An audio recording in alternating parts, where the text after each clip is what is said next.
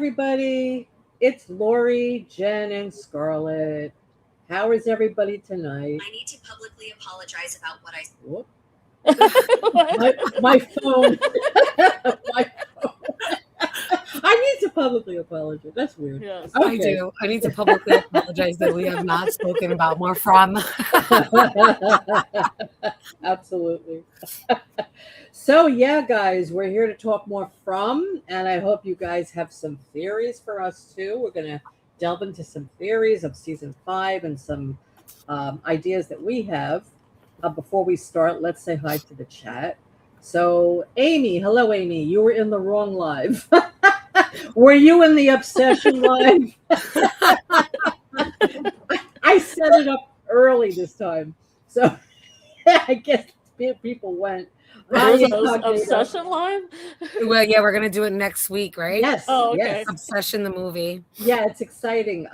It's now going to be on Peacock starting Friday. So if anyone has Peacock, you could watch it. It's a great movie, and I decided I'm going to start doing some reviews of some movies and TV shows that we like, and I think it'll be a lot of fun. So, yeah. So I'm excited. It was a good film, but yeah, I already put the review up. The stream, like yeah. the thumbnail on the notify people. Yes. So Amy said she was there. Okay. And hi, Green Who. Nice to see you. Yeah, you are early, Incognito. Absolutely. Hi, Kelly. Nice to see you, Kelly.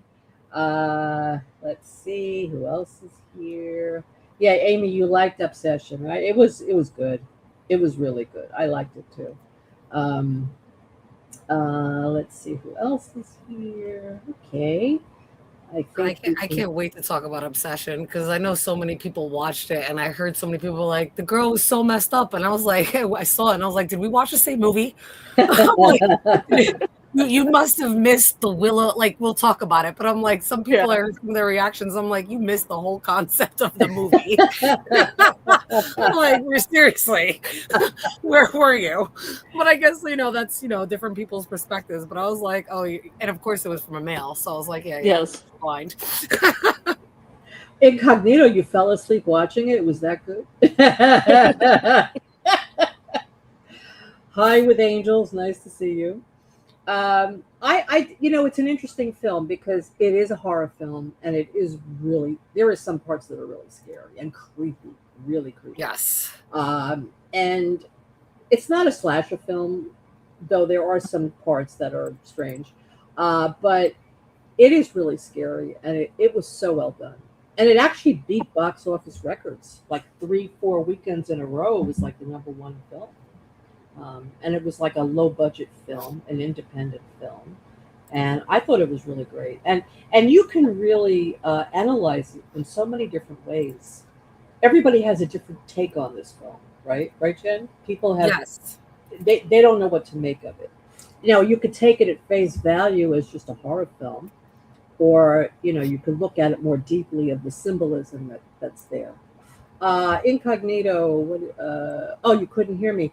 Can you hear me now? I said, did you liked it that much that you fell asleep? That's what I was saying. I'm just joking with you. Because, I'm sure you liked it. It's a good movie.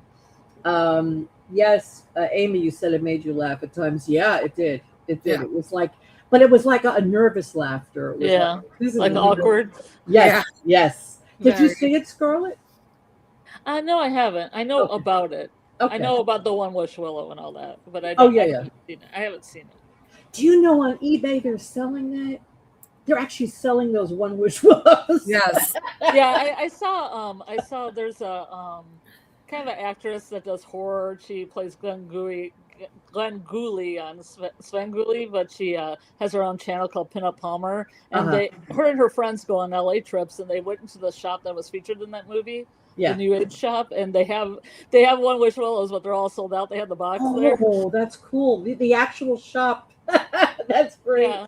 So they have the prop box, and then they have one kind of in a cloche-like dome, and I think it's kind of fun. That's cool. I like that. Yeah. Yeah. So that's going to be fun. So we're going to do that next Wednesday. And okay, so let's start. So who wants to go first? Because Scarlett has some an interesting theory, and then Jen has three. So I'm relinquishing it to Scarlett. Scarlett, why don't you go Last first? week, Because I right. see a shit. Okay, did you guys get any pictures of like the suitcase or anything in here? Oh no, I'm sorry, I didn't. Jen, I do you have a picture of the suitcase with the circus with the stickers, the World Fair I stickers on do. it? I just have to Okay. find it. Give me one Okay. moment. Okay. I'm so sorry I did not put something together for it. Oh, for one thing. But I will grab because I know I have that image somewhere. I just gotta find it. Yeah, I guess the spell didn't catch you. You didn't get your wish there. Well, you can always make another wish. But yeah, no, it's definitely worth watching. It's a good film. I like it. I also love the back rooms, and that's Oh, the that was a next. good one. Well, I And haven't seen that that either. oh phenomenal. Really? Oh, it's really good. I haven't Yeah. seen it. So I don't know when that's going to come on streaming, but Yeah. I know you can get it on Amazon, but you got to pay for it though. But it's great. The back rooms, I loved it. It is a my take on it is different than a lot of other people's because of my interest. And to me, that was one long therapy session. That's what that was. And Oh yeah, I 100% agree. That's exactly what that was. yeah, it was one long painful therapy session. Painful for him and painful for the therapist. Both of them. And it just talks about like how in therapy a therapist and their client can get so close, and they sometimes not that the boundaries cross, but that the therapist can be pulled into the client's world, and the client, especially if they have a lot of issues or if they're delusional or if they're hallucinating, they can pull you in if you're not careful. And that's what this film is about. She's pulled into his world, and his world is in the back rooms. I loved it. I thought it was brilliant. And I'm going to cover that one too. Let's see. There's those. And all right, so I found 3 images of it. I'm just scrolling back because I have the image of from back in season 2 when Tabitha found it and found the white nightgown. So I'm just looking for that image. Do you want me to put it together on a quick slide, the 3 or 4 images? Yeah, if you could. Sure, if you want. Yeah. Yeah, give me 1 second. I'm sorry, this is on the lot. That's okay. Better than I can do on the iPad. So Incognito said the wish is so unhinged. This boy is Yes. That's what I felt. I was like, that's a crazy like she gave him the opportunity. She gave him the opportunity and he chickened out. The worst to me, I mean, we'll talk about when we get there, but the absolute fucking worst was when they were laying in bed. Yes. Do you know what I'm talking about? And she spoke to him, and he brushed it. Well, we'll get to it, but that scene was.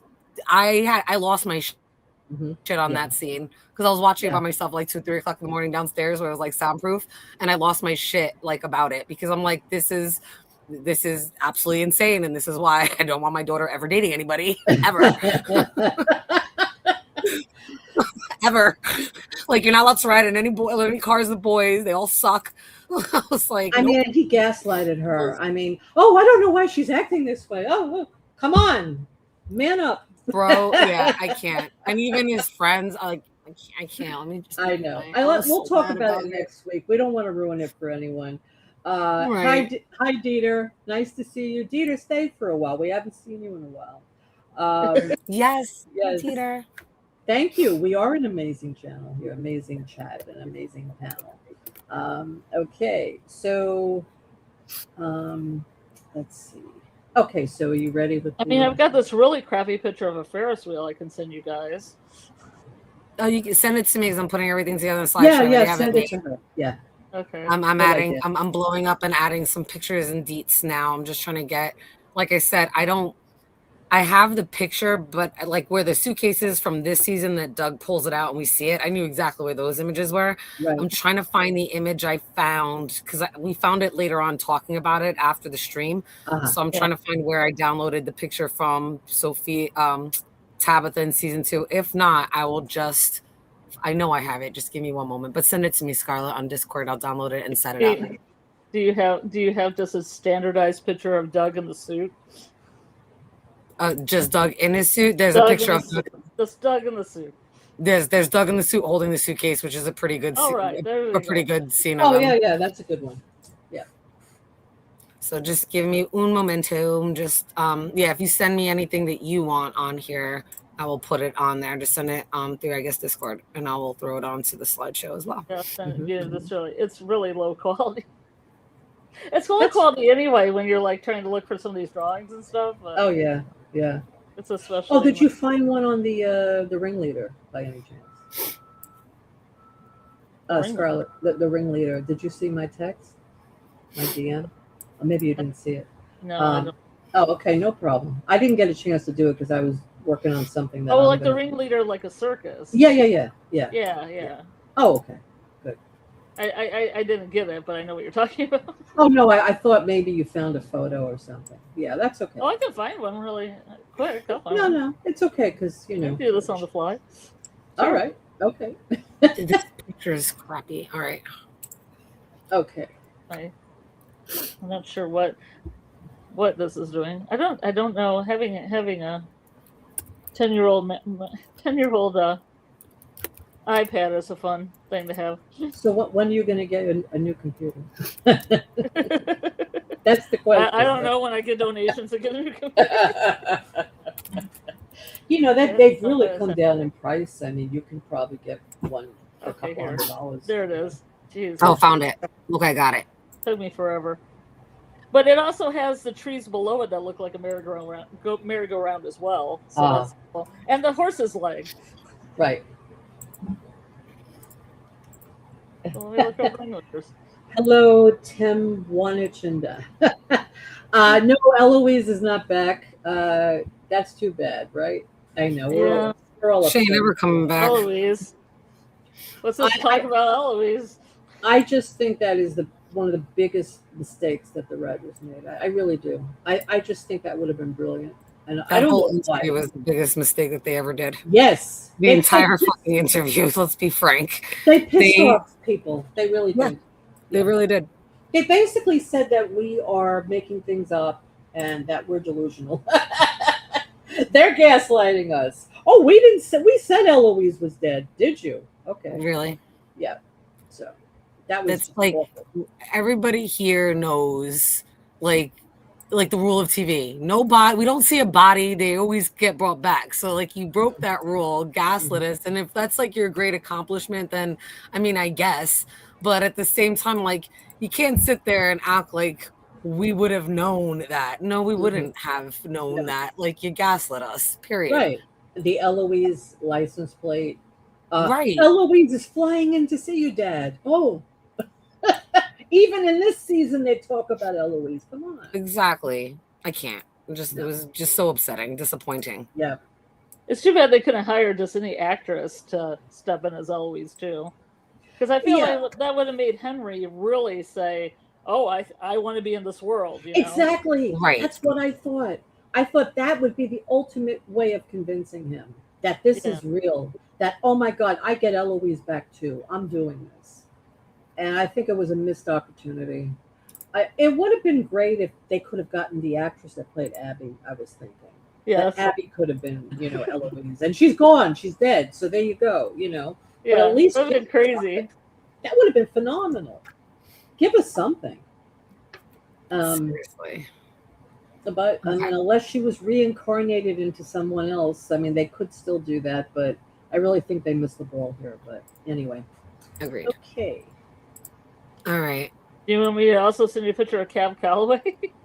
Yeah, anything you want to send me, I'm on Discord now.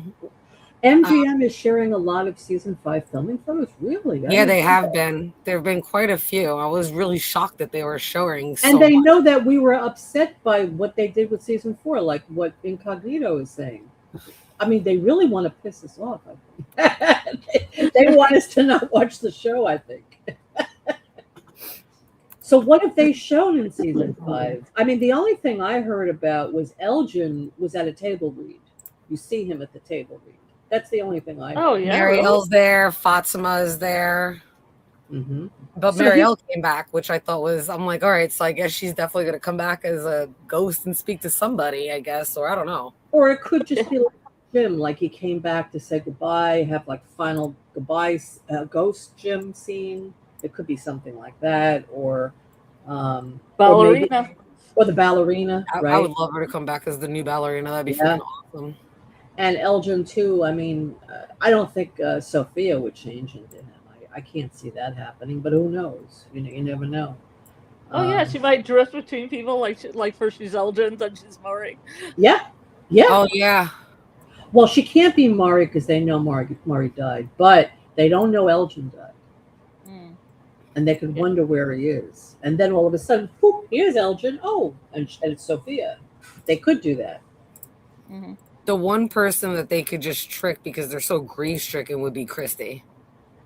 Yeah. I could say them tricking her and thinking like, just being so grief stricken that she like opens the door Hmm. or something, or I don't know. But not that the man in yellow needs her to open the door because she can walk through, but I could see something of that nature possibly happening. Right. We need a flashback at least to see how she died. Did she die? You guess we probably will see her in the massacre. In a flashback. Well, I hope so. I really hope they show her as a child in the massacre at least, because it's like she just vanished in thin air. She ran after her mother, and that was it. That's all we know. We got to put the riders in the terrifying tunnels with the monsters. Yes, I agree. Yeah, I think they have to understand how upset the fans are with what's happening. Hi, I Beehive think I Girl. found a faster way to send you pictures, Jen. So that's cool. I'm Beehive. getting them all. Don't worry. I've got all of them. I mean, it's hard to find a ringmaster in a yellow suit, but it does happen. It's really a Right. traditional red and black kind of That's ensemble. true. That's true. But I did find one that was yellow. Oh, good, good. Hey, B, nice to see you. Maybe. And incognito, Victor did a drawing of the man in yellow holding a child in his arms with the mouth full of blood. Um, Hmm. Maybe. I mean, it's possible it could be Eloise, the girl that had no face, holding the teddy bear. It could have been her too. Um, yes. Okay. Yeah, I don't know. I just think it's a missed opportunity. Yeah. Yeah, they did confirm that Eloise died, B, and we're hoping we'll see a flashback of how she died at least, or right, or if she was reincarnated, something. I mean, it's one thing to say she's dead, but to Yeah. say that you're not going to talk about her at all, that you're not going to show what happened to her, because I think people need that answer. At least, what happened to her that night? Mhm. Did she go in a bottle tree? Did the monster get her? Did Man in Yellow eat her? I mean, we need some conclusion here. I just don't think they should drop it like that. It was before Ethan and Tabitha enter his bedroom. He eats. He has a drawing with a bag of teeth next to him. Uh huh. I Oh, don't. the man in yellow looks like they're carrying off a child. I'm sorry. Yes, yes, Yes. I have a yes. good picture of that if you want me to find it. I mean, We zoomed in on that when we're doing the drawings and also on the last, right, I think it was the penultimate episode that we saw that. right. Yeah, yeah. I remember that he had like the child under his arm thing. Yeah, yeah. Well, then after that total tease of Eloise's name kind of being on a license plate too, Mm-hmm. Yeah. that's a little bit too much. If that's not Exactly. going to come to fruit. Exactly. Right. Like you totally trolled and messed with us. Like, come on now. Like, that's just so obvious. And the fact that they are going to be like, we don't read any of your comments. Yeah, okay. You did like 5 other interviews saying you did until this season. So shut up. That was Yeah. another smack in the face. And then you're going to say that we're conspiracy theories. No. Yeah, that's no, what we're not. really. I think that bothered me more than anything else. To then turn around and blame it on us, like we're imagining it, right? I did not Yes. like that. I would like to see a flashback of Julie or Julie's story walking to the massacre and to see what was going on through her eyes. I would love to see that. Yeah. Mm-hmm. I'd love to see Julie's story walk anywhere. Yeah. Just anywhere. Anywhere. Well, yeah, I would like to see that too. I mean, they introduced it this season and then they just let the ball drop, and It's a missed opportunity. I understand that she's doubting it. She needs to hone her talent. I get that. But they should have ended the last episode with something of her realizing that she needs to try this again, especially thinking her mother may be dead, right? And that Ethan is hysterical. Maybe you should try it again. Yeah, that would be a good thing to end with in the last episode. So we knew that she was going to, but I mean, we know she's going to do it at least once. Yeah, but you know, I agree. it's Hey, like, Maze, thank you for being a YouTube member. Thank you so much. well, And actually, yes, yeah. So we're going to be doing a lot of interesting stuff on the channel besides because From is over, but we will cover it as we get different news going on. But I'm going to be having a screening of Obsession next Wednesday. We're going to have a live stream, and we're going to do the back rooms, and we're going to do a lot of different movies and TV shows that we like. Oh yeah, no problem. No, I'm glad you renewed. Thank you. Thank you so much. Let's see. And yeah, Scarlett, he agrees. They introduced story walking for a reason. Absolutely. well, that was the big cliffhanger of the season. Yes. So I think we were all thinking more, and I remember when we thought that she might have time traveled from the future, or she might have gone from and came back because she had the different haircut. Yeah. Yeah, no, it's interesting. I don't know. Well, the thing about her haircut, though, I did hear that she's not going to have that wig anymore because she's just going to cut her hair in real life, and that makes sense because they don't need her to go back and forth anymore. They're going to be in the future where her hair is short. So, yeah. But we're going to miss that wig, though. Yeah, the wig has become iconic. So, God, you can see that wig from outer space. Have you seen all those memes on that wig? Yes. They're amazing. I'm not going to lie. They're so funny. I liked it when they had one that was Boyd and Jade, and Boyd telling Jade, "Are you gonna make a hot air balloon?" And then the next picture is like a hot air balloon, but it's Julie's wig holding out as the balloon. Yeah, that was funny. Yeah, I like that. All right, I've got 15 slides ready to go. Yeah, that sounds good. Yeah, they're of it starts off with all the suitcases, and then it goes into the drawings you sent me, the man in yellow compared to the two ringmasters, and then the picture that Incognito requested. Oh, okay. So Jen, do you have it available? Yes, I am going to share my screen. Yeah. okay. I'll just talk as the picture's called, then. And I will follow your lead. I wrote down some notes while we were all like chatting and stuff. So. All right.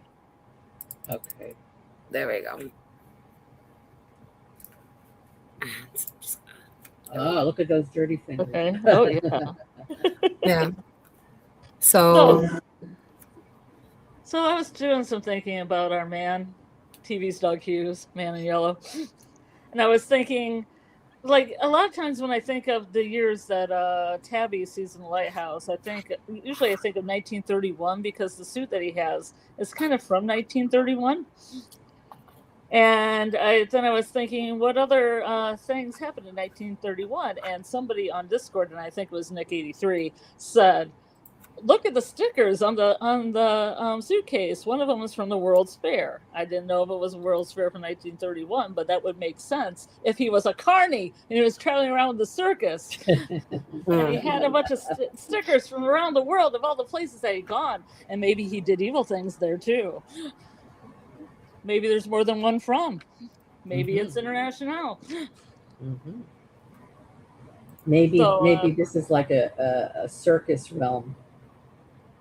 Yeah, because like in the like I that's pretty much all I have for this one. We can't really see the stickers really close up. Except for the top one, I'm not really sure what the top one would be. This one? Yeah, because I know there's a really good. Well, I guess it would be when Tabitha finds the dress. Yeah, I think Tabitha's here's a good better. one. There is that one. Yeah. Yeah, but we can't see the detail in any of these.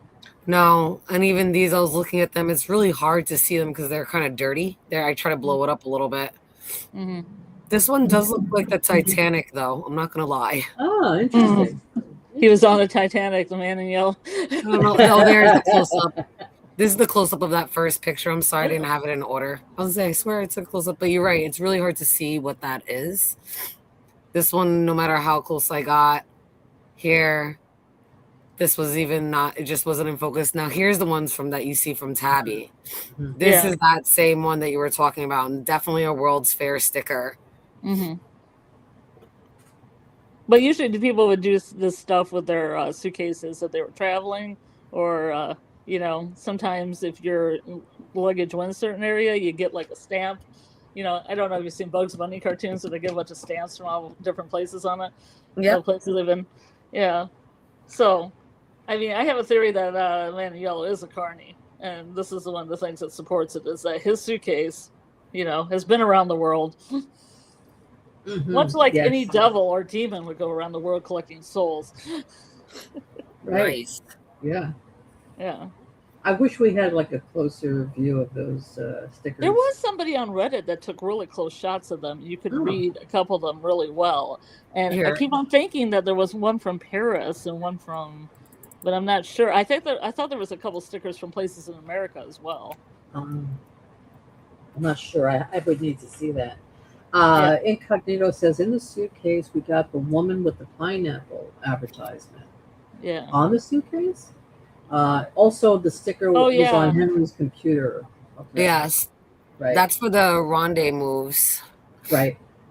Yeah, because he has the same sticker, I remember. And isn't it kind of like the billboard, the one with the pineapple that Boyd's now using to cover his windows with? Yeah. Yes, right. But there is a sticker of that on that suitcase? I didn't know that. On that briefcase? No, it's on his computer. The woman with the pineapple. Yeah, when Tabby is showing Henry, she's like, I can't remember some of their names or whatever, and they're trying to look it up, and they looked up the missing story about the Matthews family. Yeah. It's on the computer. Okay. It's like a sticker that Henry put on the computer. Okay, right. Yeah. No, but Incognito is saying that it's on the suitcase too, and I didn't know that. I don't see it on the suitcase unless he means something else. But yeah, okay.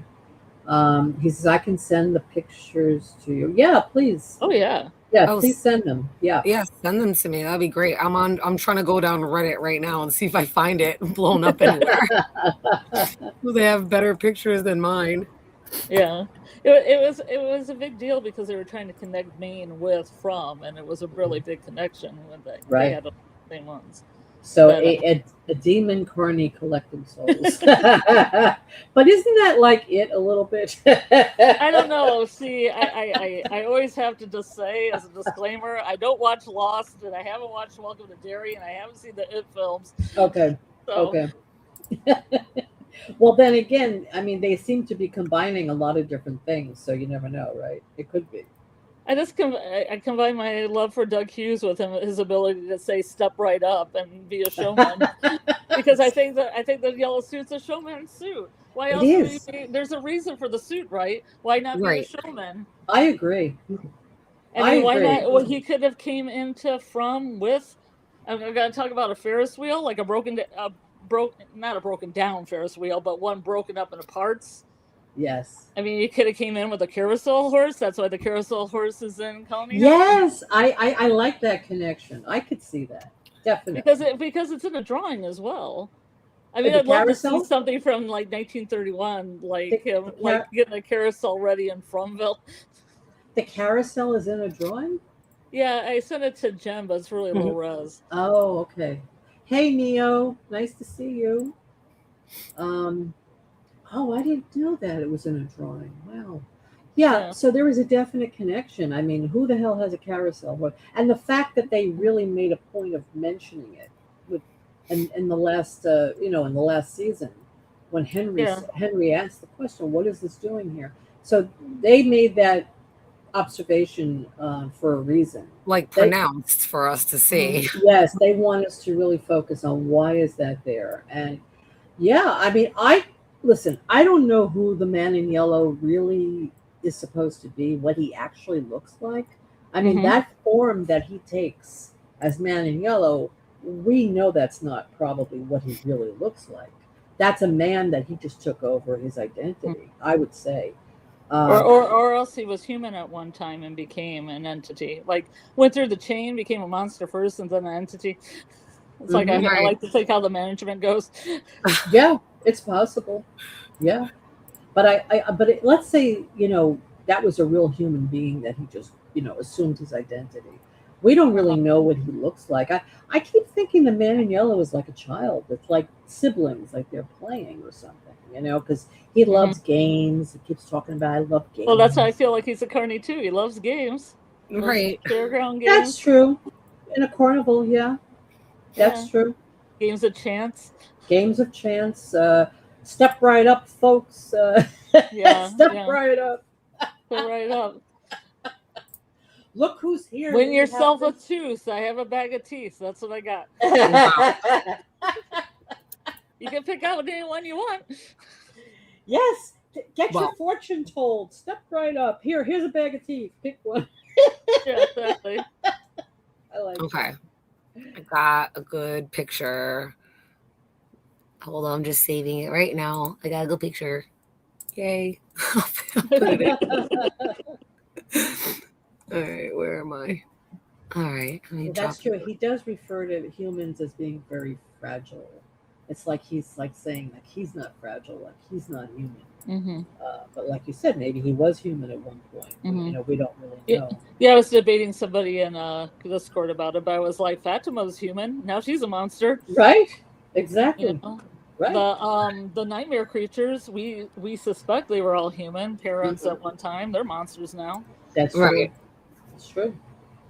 All right, I'm Right. just looking to see if I find Maybe anything you more. get Okay. promoted. You get promoted to entity.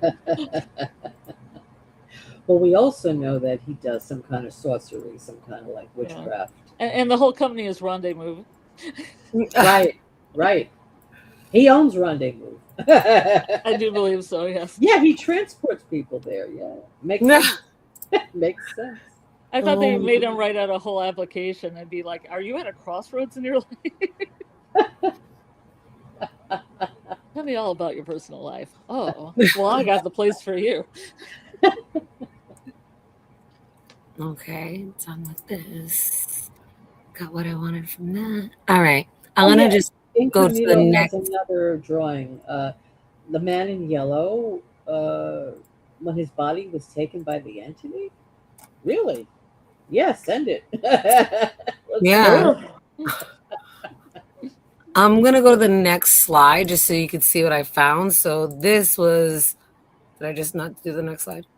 Oh, there's the drawings. Hold on one second. Let me move it to where I need it to be. I thought I was. Oh, I know what I have to do. Give me 1 second to stop. I have to refresh it. I apologize. They're stickers, Neo. They're the World's Fair is on there and some other stickers. We think they're all travel stickers, Yeah, yeah, travel stickers. like somebody that would travel the world, grifting people and putting together things, especially the Ferris wheel. I have a connection not only to him with the Ferris wheel, but I have one to Jade and Tabby. All right. Oh, So good. here's this. Oh This yeah, one's pretty up close. Oh yeah. Oh, I see. Las Texas. Vegas welcomes you. This one's Arizona. Uh-huh. Great. Mm. Come again soon. I can't see that one. Is that It's Yellowstone? Niagara Falls. That's This is Yellowstone. This is Oh, Yellowstone. Yellowstone. And that's the Oh, guys are Yellowstone. and they were going to Yellowstone. Yeah, they were going to Yellowstone, That's and they right. came from Arizona. Yep. Right. And then you have this one down here is Texas. And then up here, this is Alaska. Yes. Right. And this one I cannot, I don't know if you girls can. I think that one's completely rubbed off. Yeah, Mhm. I can't see what that one is. I thought somebody came from Texas. Was nobody come from Texas? Yeah, I seem to remember hearing that too. Somebody came from. Yeah. Hold on. I got a good picture of the map if you want me to put that up too. Uh-huh. Hold on, give me Sure. 1 second. I'll add it in. Let me put it here towards the end of this. Paste. You tell me what you want. I got it, ladies. Give me 1 second just to refresh it, because I guess if I don't refresh it, because I'm actually streaming live, it won't take. It just takes a second. I have to go through that. Oh, did I send you the one with the crow with the man in yellow? This is a cool picture. Let me send this to you. And Las Vegas is like a den of sin. I'm sure the man in yellow loves Las Vegas. Oh yeah, probably his favorite Game's spot. a chance. Roll the dice. Spin the right. wheel. So we've got Vegas, Arizona, Yellowstone, Alaska, and Texas. Yep. And that one is, I really have no idea what that could be, but I'm not going to lie. It is very circular, like maybe symbolizing a world fair. Mm-hmm. But this one is as well. I know that, I'm just saying. And so is this one. It's like an eyeball, but I'm sure it's not an eyeball. So here's the next one. There is what Incognito's talking about. That's the same Hulu girl. Yeah. And I can get a picture of that too. And then there's the 1964 New York World Fair. Okay, so it's New York World's Fair. I looked up the 1931 World's Fair, which is what I'm basing things on. Oh well, that's where I found the Tabby and Jay connections. Yeah. So Jen, I'm going to send you the pictures that Incognito just sent me. All right, and I will happily put them on. All right, let's see. That was a look up the New York World's Fair. Because the thing about the World's Fairs that I'm citing, they were the first ones with Ferris wheels. Mm-hmm. The one in 1931, and then the 1893 Columbian Expo. Oh, Robert Saunders just hooked me up with a bunch of pictures. You are the best, Robert. I love you. All right. Let me just say once again, you are the GOAT. You are a legend, and I love you and thank you so much. I appreciate knowing who you are, Robert. Thank you. I don't know where the third one is. Oh, no, not that one. All right, Jen. So I just sent you 2 of them, and I have to find the other one. All right. I am collecting all images and setting it up, my loves. Un momentico, please.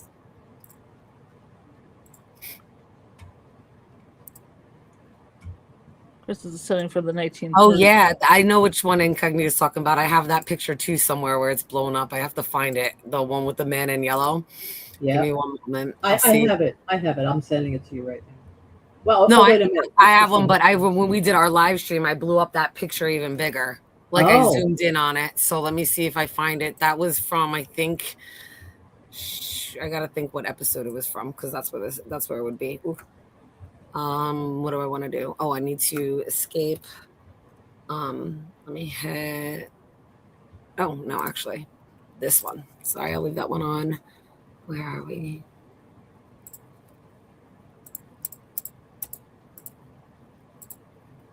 It's like in real time, trying to do this really quickly. I wonder if the lady is like Hawaii or representing Hawaii or something. With the pineapple and the thing. Maybe. Yeah, Hawaii. They're not identical, but they're damn near close. So it's still the same. Pretty much the image. We'll get there in a second. I always thought it was some kind of Dark City thing where it was like some kind of imaginary city that they just taunted the Fromville citizens with. Mm-hmm. Like, you could go anywhere, hop on a plane, but you can't because you're in Fromville. But here's a lady with a pineapple. Making you think, are there pineapples here? No. Okay, Jen, I just sent it to you. Okay. Yeah, that's a great shot, Incognito. I like it. Very, very clear, high resolution. Look at that. Oh, don't give me a hard time. Yeah, I like that one. Don't you mess with me. Sorry. Yeah. Jen's getting angry. Yeah, she's gotten to her limit before we even got on this live. So, so guys, listen, if you're interested in the Obsession live stream and watch along, in the Discord, I put an announcement in there under the announcement channel. So please show me if you're interested in the watch along. Okay, you just click on the interested green button, so I'll know. Okay. And if you don't have the link to the Discord, let me put that in the chat.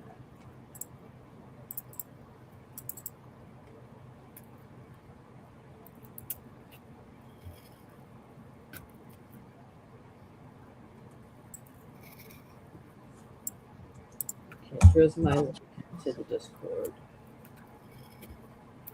Hey, Robert. Nice to see you, Robert. I would call it critical analysis of the show at this point instead of theory crafting. Oh, That's a good, very good point. I might have to second that, to be quite honest. Yes. I agree with you, Robert. Yes. Yes. I don't think there's really any unlocking the show anymore. Right. No, I'm with you on that. Have done, like I've solved from. I don't know if there's any solving from anymore. Exactly. This is more just fun stuff. Me thinking Maniel's a carny. It's just kind of a little flight of fancy for myself. Exactly. We're having fun with it. But it isn't. It's based kind of on factual stuff. Like I've done research on clothing. The clothing definitely looks like it's cut in the 1930s kind of way. Uh-huh. Like the same thing with look at Tabby when she's in the village and the guy. It looks like they're wearing stuff from the 1800s, but the village could be from stuff like that. Wait, I just look at what I see. Are you saying that his suit looks like it's from the 1930s or something? Yeah. Yeah. Mm-hmm. Well, what about the color, though? I mean, that's not the kind of color, though, that men would wear. Cab Calloway did. That's why I took a picture of Cab Calloway because he was a band leader and zoot suits. That's right. Yellow, very popular. And Malcolm X was born in 1925, but when Malcolm X was coming up, he wore that exact same kind of suit, and there's images of him. Granted, it was a little bit later. It was almost closer to 1940s, like when he was wearing. It was a yellow. He wore yellow. It was yellow, bright purple with all these bright, very bright colors in the United States. Like that was a thing. That's the way they wore that. But I don't think. But I don't think the average man wore it. Like people in show business or people who at a higher level maybe were wearing it to stand out. This was Malcolm X coming like right before he went into jail and was he was like a hoodlum. So and it was pretty common. I was gonna say the zoot suits came from in the world wars when people are trying to save fabric. Yeah, the zoot suits used more fabric, and there was a way for I would say subjugated people to kind of stick it to the man. Mm-hmm. And say, I'm not only wearing more material, but I'm wearing in a garish color. Right. Just to get get to you. Right. And I would think the Maniel would also do that. Yeah. But I think he'd be more of a showman too, because I think the yellow's got to come from somewhere. Yeah, I think he's a showman. I really do. Definitely. I found it. I'm so excited. Okay. I'm sorry. I found. Sorry, I didn't mean to say that out loud. I'm just looking like a ton of images of guys in yellow suits throughout the ages. All right, and then I'll find the suit that I'm talking about with You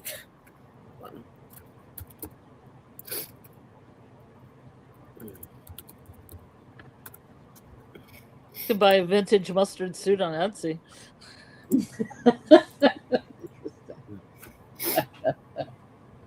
I like the way Donna said a mustard colored suit. She made a point of saying that. Who wears a mustard colored suit? Yes. Yeah, it was great. Hey, Pam Jam. Nice to see you, Pam. Thanks for coming.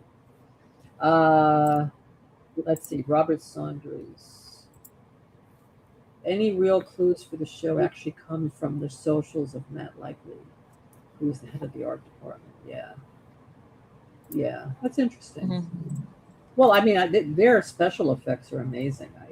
I can't say anything about that. I just have a feeling that a lot of this is set dressing, and it's going to remain set dressing, and we're never going to know the reasons to a lot of it. I agree, because I think they want to make a sequel or a prequel. And you think so? Oh, yeah. And they're going to want to keep some of it a secret because they want the interest to keep going on. Mm-hmm. Yeah.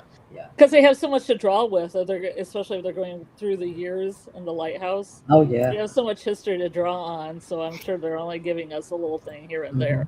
I mean, I think the cotton gin that we talked about with the drawing on it had a lot to say. Mm-hmm. I mean, I had a lot to say about, politics and racial relationships in America, but are we going to see those? We're probably not. It's just going to be hinted to. Yeah. And Oh so- yeah. I mean, there's Yeah. so much, and if they do prequels, they can go back to the 1500s. I mean, they can do all these different time jumps, and Mhm. it'd be amazing. That's why they're not going to give us the answers at the end. I think they're going to give us a Yeah. little bit of the answer, but not all of it. Mhm. And think about it from their point of view. Why should they? They want Yeah. you to watch the prequels, right? Right. I mean, even this with New York 1964 fair, I think of like the Civil Rights Act of 1964. Yeah. Yeah. Right. So Yeah. I mean, I think there's a lot of these things are just referencing things that happened in America hmm that might have made this entity decide to prey on certain people. You know, especially people that might be like Tabby. I think might be descended from conquistadors, and then you've got Jade here with the French connection. The French Connection. Oh, when you get to Ferris wheels, I'll say about that because I didn't know what year the World's Fair was, but there's two World's Fairs that both had the Ferris wheels, and one of them is Colombian, so I assume that kind of goes with Tabby, and then the other one would be the Paris Expo, Right. which would go with Jade. And I feel like there's a reason for that, and I think there's a reason for the drawing too, that it's all connected that way.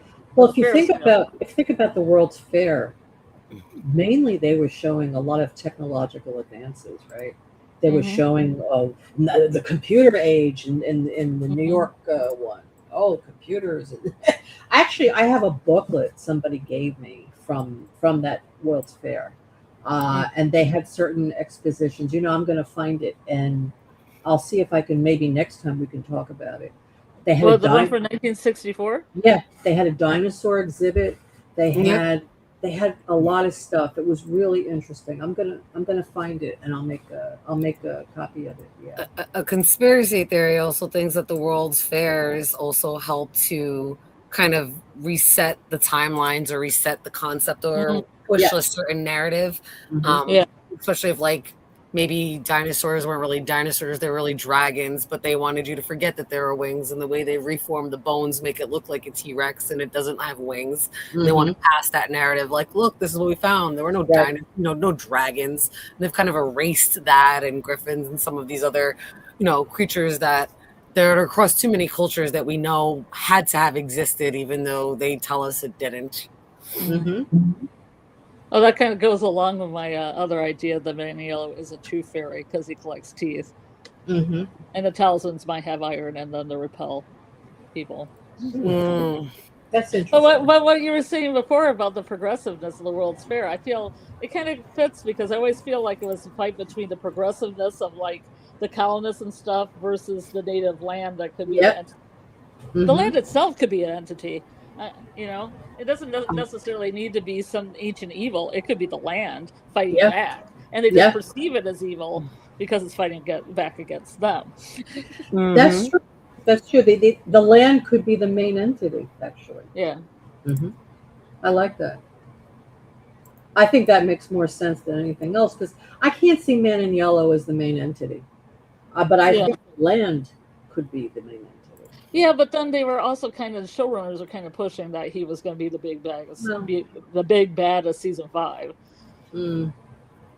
I don't know. Maybe. I mean, we'll see, right? He'd have to up the ante. He'd have to be like Elgin in one scene, and then somebody else instead in another scene. Like, let's keep on changing. Right. That would be very chaotic, though, right? To follow that. Okay, who is Man in Yellow today? Okay, yesterday he was Elgin. Today he's Acosta. Who will he be tomorrow? He'll be the goat. He'll be Elma the goat the next day. I wonder if he's Elma the goat all along.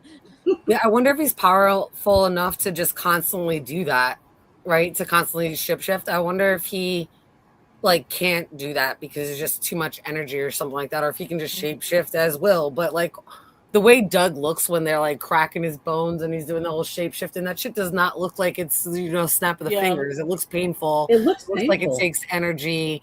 Yeah. I don't know if the Man in Yellow can just shapeshift like that randomly, multiple people, even within the same day. Or I would think that he would need to rest, or I don't know. I guess we need to find out. That's the other thing. We don't know shit rules about this town yet. And making any kind of predictions feels like we're just writing a story for them. Yeah. Right. Right. And in some ways, I think we are. We're making we it easy have. for them. Yeah, yeah, Well, some of the But stories I've made live rent free in my head for all time. So, right. that's amazing. I like love our that. Ethan being a man in yellow, that's gonna just live there. Yeah, Right. or aliens like Pam Jam just said, and like Tony Aliens. Teflon. Yeah, Oh yeah, yeah. yep. Tony's convinced They they're aliens. Tony will die on that hill. Yeah. That it's definitely something extraterrestrial, and the fact that they started to bring in the whole solar eclipse idea, but then never fucking showed it to us in the season. No. Like, how do you make the sky just turn and then come back? And they're looking up, and we look up to see all this red crap going back and forth, like it's the upside down. But no one looks up when it's actually happening. No, we got Patty Melt screaming her half melted face off because she never fucking should have been there to begin with. Let me not get started. No one looked up. No one looked up to be like, I wonder why the sky just got black out of nowhere. No one Right. looked up. Give me a fucking break. Maybe the last episode we'll just have a UFO come down and then just beam up all Fromville. Like, Fromville's going back to its home planet. I know they said that this wasn't like a dream sequence. I'm like, but what if they're like all connected and they wake up and they're like in a spaceship and they're all being probed? Well, just saying, that's it. And, So one of them you know, enjoys it. Amy said, yeah, her eyes did look like an alien.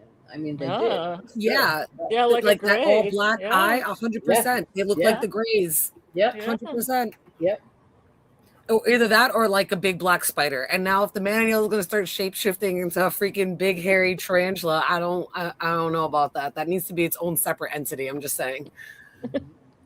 Hey, David, nice to see you. Theory making from here is literally like throwing darts. Absolutely. 100%. That's what Robert was saying, and I agree. It really shouldn't call this theory crafting anymore. What did he say? That we should be Critical analysis. Yeah. Yeah, critical analysis rather than theory crafting. Yes. Yes. Because they completely just spat in our faces literally the day before the freaking finale. Why would you ruin your own show on top of that? Mm-hmm. Mm-hmm. Oh, did they put that in there? Because I wasn't watching trailers. That was in that AMA Reddit Ask Me Anything about the show. Yeah, Right. That came out the day before or 2 days prior, I think Thursday, and then the finale was Friday, and it was the most heart-wrenching thing in the world. Like, to hear it, it was like a smack in the face. I know myself and a couple of other Discord members amongst different Discords all commented about how we were just in shock. Like, are you kidding me? And it just left a disgust in our mouth, and it still did. And then we watched the finale and we're even more disappointed.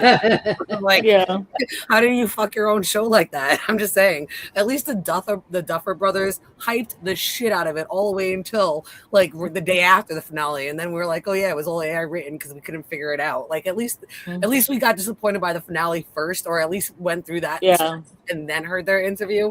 To hear it in the reverse was really upsetting going into the finale. It was. I agree. Well, I think they backed themselves into a corner, and instead they said, "Well, let's blame the fans for it," which is so stupid. Yeah, really stupid.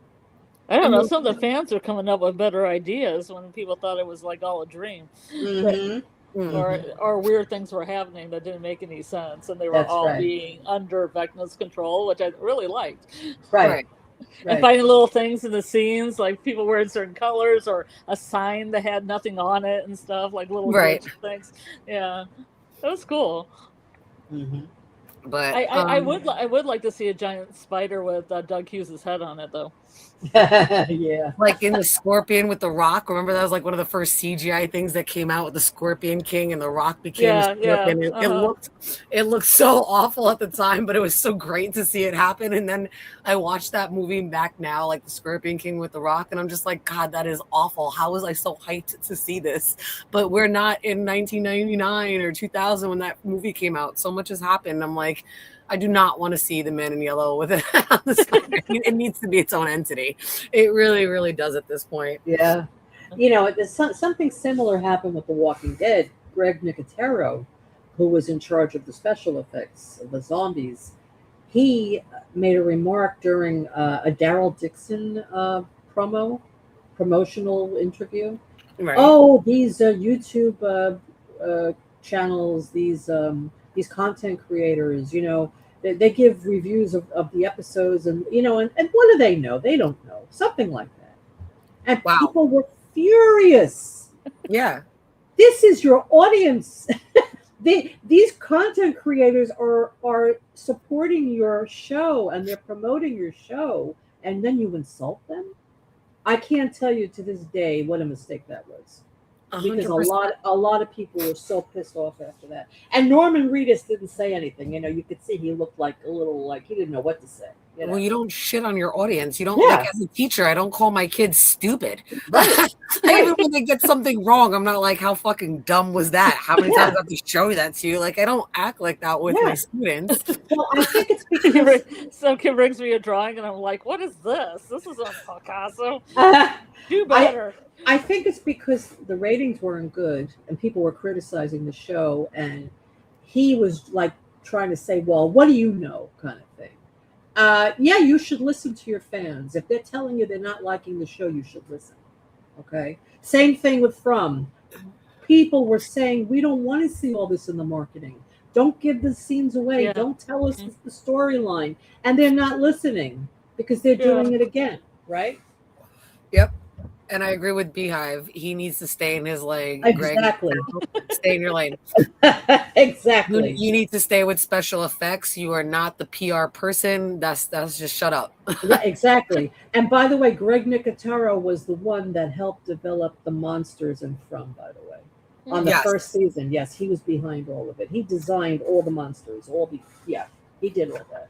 So now I wonder if, because he was so excited with this new show and designed all these monsters that we saw in season 1, all 20 fucking 8 of them, if they're trying to figure out, well, how do we explain where the monsters are coming from now? I see that. I can see that they're like, yeah, we're gonna make this epic, blah blah. Right. And now they're like, well, how are we gonna make a lore that's gonna tie that in? Like that's how I feel like they're right now figuring shit out, rather than like be like, oh, the lore could have came from, and like having like Fatima become a monster now. Like I think that's great and all, but how many times have they killed him? Like there needs to be more that they need to suss out, or at least give us, for it to tie in the way they want it to. Mm-hmm. Exactly. Yeah, I don't know. I mean, they just keep bringing different monsters in, and then at the Colony House massacre, there were so many monsters we've never seen again, like Jasmine, and several others that were in that episode. We never saw them again. So yeah. The Bride monster's only been out like once or twice. There was a black woman that was coming up the stairs that we've never seen again. Never saw her again. Only once. That's right. The porch boy, we've seen only one more time. He was in the when Smiley was born, reborn, whatever the hell you want to call it. He was standing there. We don't see him really ever again, besides the first episode and then the very end of season 3. Mm-hmm. So yeah, they have some splaining to do. Lots of explaining to do. But here's a close-up of those 2 pictures. I just wanted to put them up there. That gracious from Roberts. Oh, look what Robert just put up in the chat. He says, Jenn, they're retconning, trying to fill plot holes, but at the same time, they're creating new plot holes for lore questions. 100%. Yeah, it's like they're doing a dance, right? They're just dancing around everything. And they did that with From. I mean, they go with Lost. Yes. And kept dragging shit out because they couldn't explain it. Lost. Actually, I know, Scarlett, you never saw Lost, but the first 3 seasons. Oh, that's fine. You can spoil Lost for me. No, I'm just saying the first 3 seasons were great, and after that, it went downhill. Because how many seasons though? I think it was 6 or 7 seasons, but they're 24 episodes. 7 or 8 seasons is Lost, I think. Yeah. But there were 24 episodes in a season. Right. So there was a lot of filler episodes, and they just kept dancing around theories and adding more theories, and then not answering theories. And I mean, come on, they had a polar bear there. What the hell is a polar bear doing in Hawaii? Right? That's crazy. And I think that that was in the writers' room. They're like, now listen to me, polar bear. It'll drive them insane, this polar bear. So this sticker of the woman with the pineapple in Hawaii, that's a callback to Lost, actually. Oh, really? Yep. Mm-hmm. And that's why we see like the Hawaii beach when Boyd is going through the Viewfinder. Yes, Yep. exactly. That was definitely a callback to Lost. I also think that they're paying homage to Stephen King by maybe the carnival connection, right? Because of it. And there was another Stephen King movie book. I forgot now what it was, but I made the connection that maybe that was part of it too. Yeah, it will come to me. But So there's yeah, a carnival in it. there was a carnival in it, yes, and it was actually the original it, or I should say, and the man. It was a human that was taken over, right? Mm-hmm. So the human was in the carnival. He worked there in the carnival. Yes. So it's interesting because his son wrote a book called Nosferatu, and that also has a carnival scene. Mm-hmm. I don't know if anybody's seen that. I've seen that. Nosferatu. I've seen Nosferatu. The movie Nosferatu. Yeah. Yes, I've seen the movie. The new movie. No, the miniseries by Hill, his kid, John Hill. Joe no, Hill. I've got to watch that. No, it's Nosferatu with a 4, like it's a license plate. Oh, it's like Nosferatu. I see. No, I haven't seen it. I heard of it though. Yeah. Yeah, it had an arc about children, and then they were in like a carnival, so it was kind of like father, like son, I guess. Yeah. No, but they are throwing a lot of Stephen King stuff into From. You can see it. Definitely. All right, so remember what this Aloha Hawaiian sticker on the suitcase looks like? Because in this very next image, this is the image that we see. And though it's not the same girl in the same pose, we still definitely like, hello, pineapples come from Hawaii. Like that's the thing. And so the plane, the plane that crashed and lost. There you go. Right, getaway. So definitely those connections are there. Yeah. So it does make you think. And here's the map where everybody kind of comes from. Oh yeah. So if you see Texas, there's 1, 2 pins, and there's names that all show. So there are definitely people that were in Texas, but you can see all the different pins from where people have hailed to from, or hailed to from. I don't even know how to say that. From. It's much easier if this was called Origins, like in other countries. Right. So yeah, there's, like I said, there's a couple of people here, and I mean, but you can see like on the West Coast, look how many pins there are from California. I mean, there's a lot. Right. And so and the East Coast, there's not that many. Look at that. Right. So from Texas, there are nope, that's Oklahoma. So this is 1, 2, 3, 4 people from Texas that have arrived. There's a Bob, there is a Jeremy and Alan, so that's 3. He says Kenny's family was from Texas. Really? Who's? Kenny. Kenny's. Kenny's name is not on here for there. Huh. Oh wait, from Austin, Texas? Maybe Austin. Yeah. That's possible that there's one that looks like Kenny. Okay. There is. It's a possible one, but it looks like, well, yeah, they're from Austin, Texas. Yeah. Well, there you go. If I see Kenny's name anywhere else, just to make sure. Well, who comes from New York? Does anyone there come from New York? From New York. Oh, Jade comes from New York, right? Yeah. No, Jade's name is not on this map yet, but also from New York, there was maybe one, or maybe a Wayne came from New York. The name is crossed off.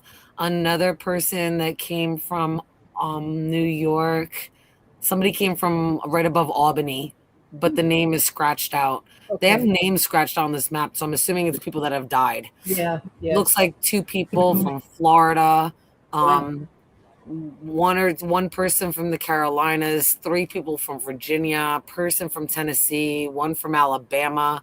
Yeah. Oddly enough, I don't really see anybody from Georgia at all. Kentucky's got 1 person. South Dakota, I see 2 for South Dakota. North Dakota, 1. Montana, 1. Is that Washington State, 1? Most of them are in California, though, I noticed. California, Utah, Nevada. Nevada. Yeah, interesting. Montana. Donna's from Montana. Mm-hmm. Yep. Well, who's from Montana? Donna. Oh, That's where Donna. she was hunting. That's Oh, where yeah. That's Yeah. right. That's right. There's a couple people from, it looks like there's 2 people from Montana. Donna's name again is not on here. I don't know why. There's a Judith that is from Missouri. There's One a cluster. person, There's a cluster of people from Michigan. I'm sorry, this sounds so stupid. There's Michigan. Okay, I had to look. So from Michigan, in Chicago, there is Norman is from Illinois. Mm-hmm. The person's name from Michigan, I see one person in Michigan here. That's Iowa. The one person from Michigan, their name is crossed off, but it looks like it starts with an R. Maybe a Ryan or a Ruth. Mm-hmm. Mm-hmm. No, I mean, because this is a pretty early map. I mean, before the bus rolled. Yeah, Robert said there's another map. Yeah, this map is from season 1. Right. Yeah. This map is from season 1, which I'm surprised Donna's name is not on here. Just because it's season 1 and she's been there for so long. Because you said she came from Montana, right? Yeah. So where are the names coming out of Montana? I've got Halsey, Judith, a Roberto, a Mike. There's a Robin. I'm going just across the top. There's a Chris. There's a I think it's Ian. With the way the line is crossed off, I was going to say Hank, but I think that's really Ian. Somebody and is that Dale? Dale. It's definitely a D name. It's somebody and a D, but the end looks like it ends with a Y, like Daly, like Daley. Or Danny. It could be Danny instead of Daly. That could be a Danny, but the name on top looks like. I'll be honest. If freaking, I would not be surprised if it says something like Miranda,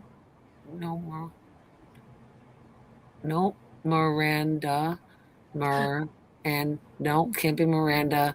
It starts with either an M or an H, and it's got 2 high letters. Everything else is so it's like M, 2 letters, then another letter that's got a tall, like a D or a B or an L, and then there's a letter that's more flat, and then there's another high letter, maybe a Maddie, Madeline. Maybe that's maybe closer to what it's looking like. But again, none of these names we've even seen. There's 2 Johns on the map. There's a Jack on the map. The 2 Johns remind me of freaking Lost. The Jack reminds me of Lost. Yeah, it's true. There's a Ron. There's a Harold there, which is funny. Harold. There's a Rob. There's a Harold. And again, this is all from season 1. Right. So this map is before they've added anything on. This map is very old from very, very early on in season 1. So we should really look at the new map and see what the differences are, right? The one that's in Board's office. I have to find it. No, you don't have to do it now. I mean, we could do that another time, but I'm just saying it would be cool to compare both maps. I don't know, Robert, did you say you have it? Maybe he sent it to me. Let me just double check. If you have it, if you want to send it to us, you could send it to Jenn, actually, if you have it. That would be great. No, he didn't send it to me, so okay.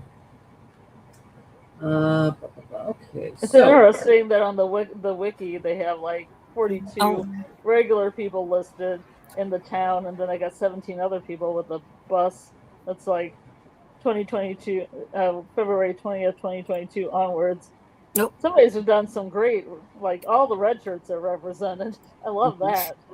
Thank you, Robert. I am putting it in now. Real quick before we go, I'm gonna. Robert just sent it to me, so give me 1 second. But if you look on the side here, do you see these cutoff papers?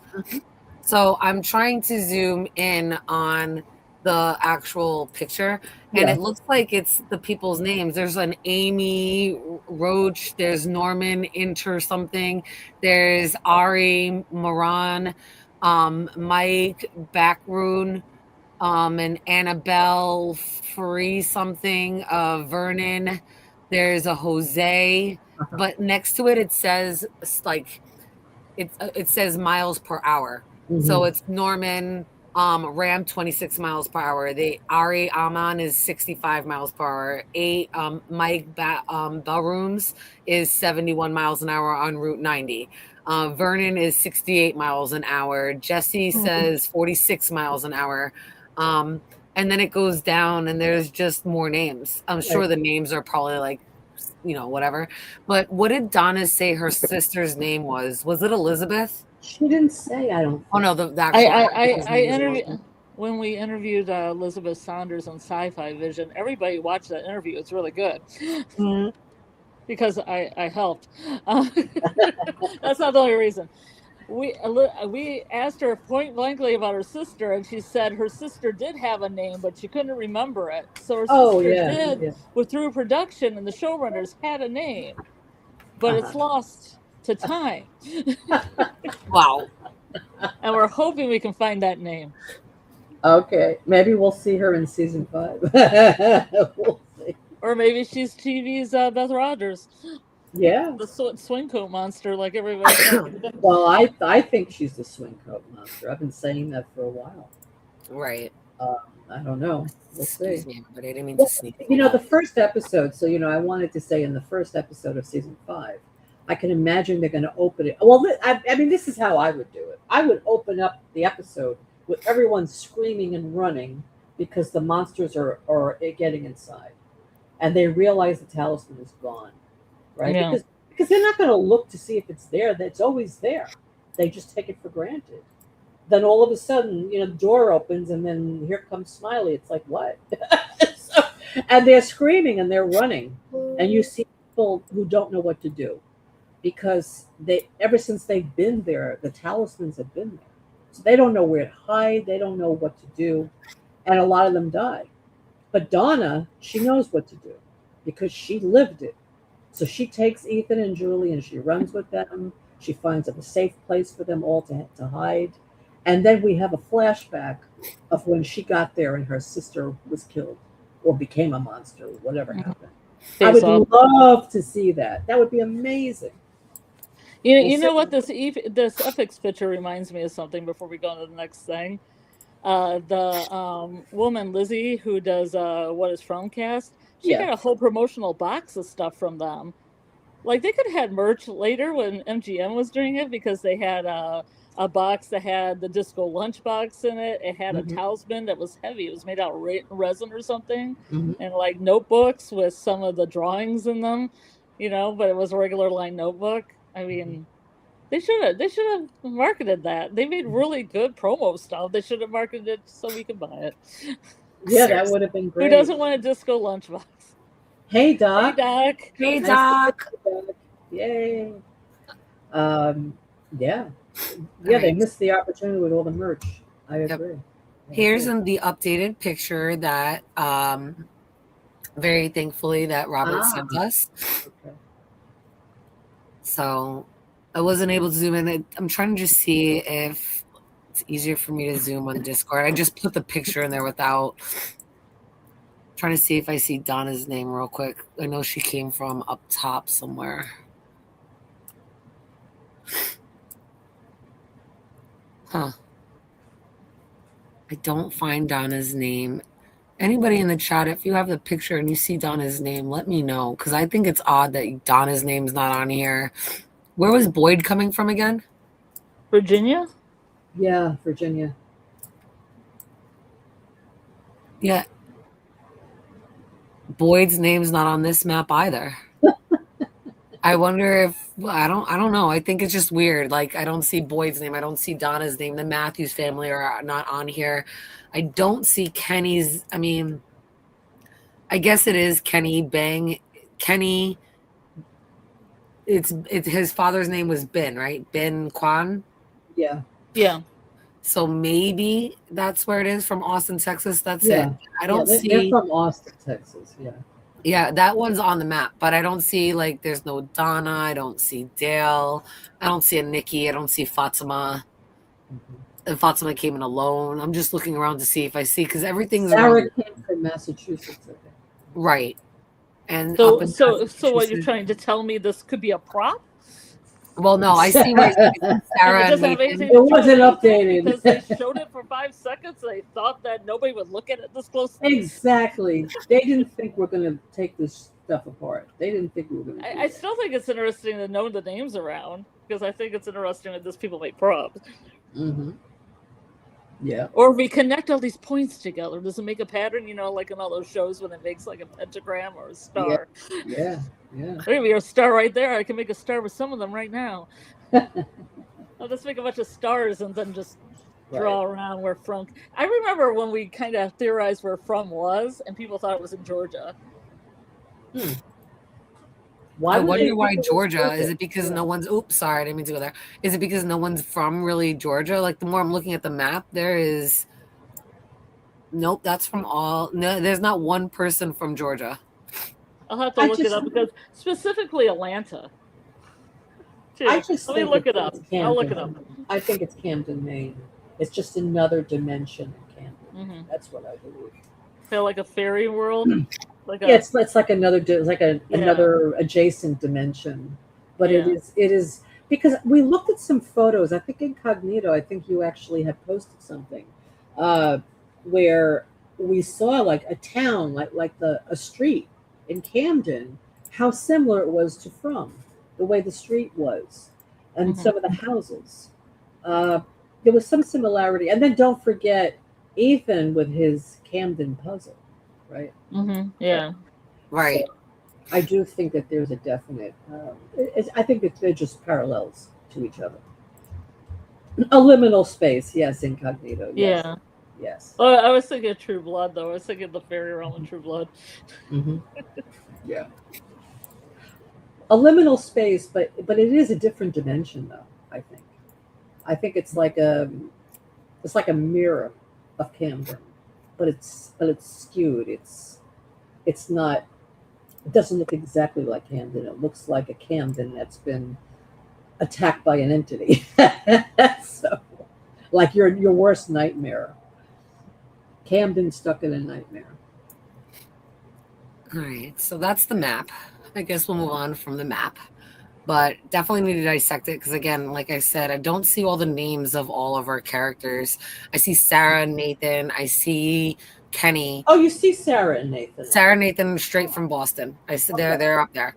Okay. But I see Kenny, like I said, there's Kenny, and I think I see Frank and Lauren from the very first episode. Right. But I'm not really finding anybody else besides Kenny, Sarah, Frank, and besides Norman. That was like the other big discovery. And I remember, I believe it was Fletch that actually pointed that out to me way back when, like in season 2 when we were like looking at the map.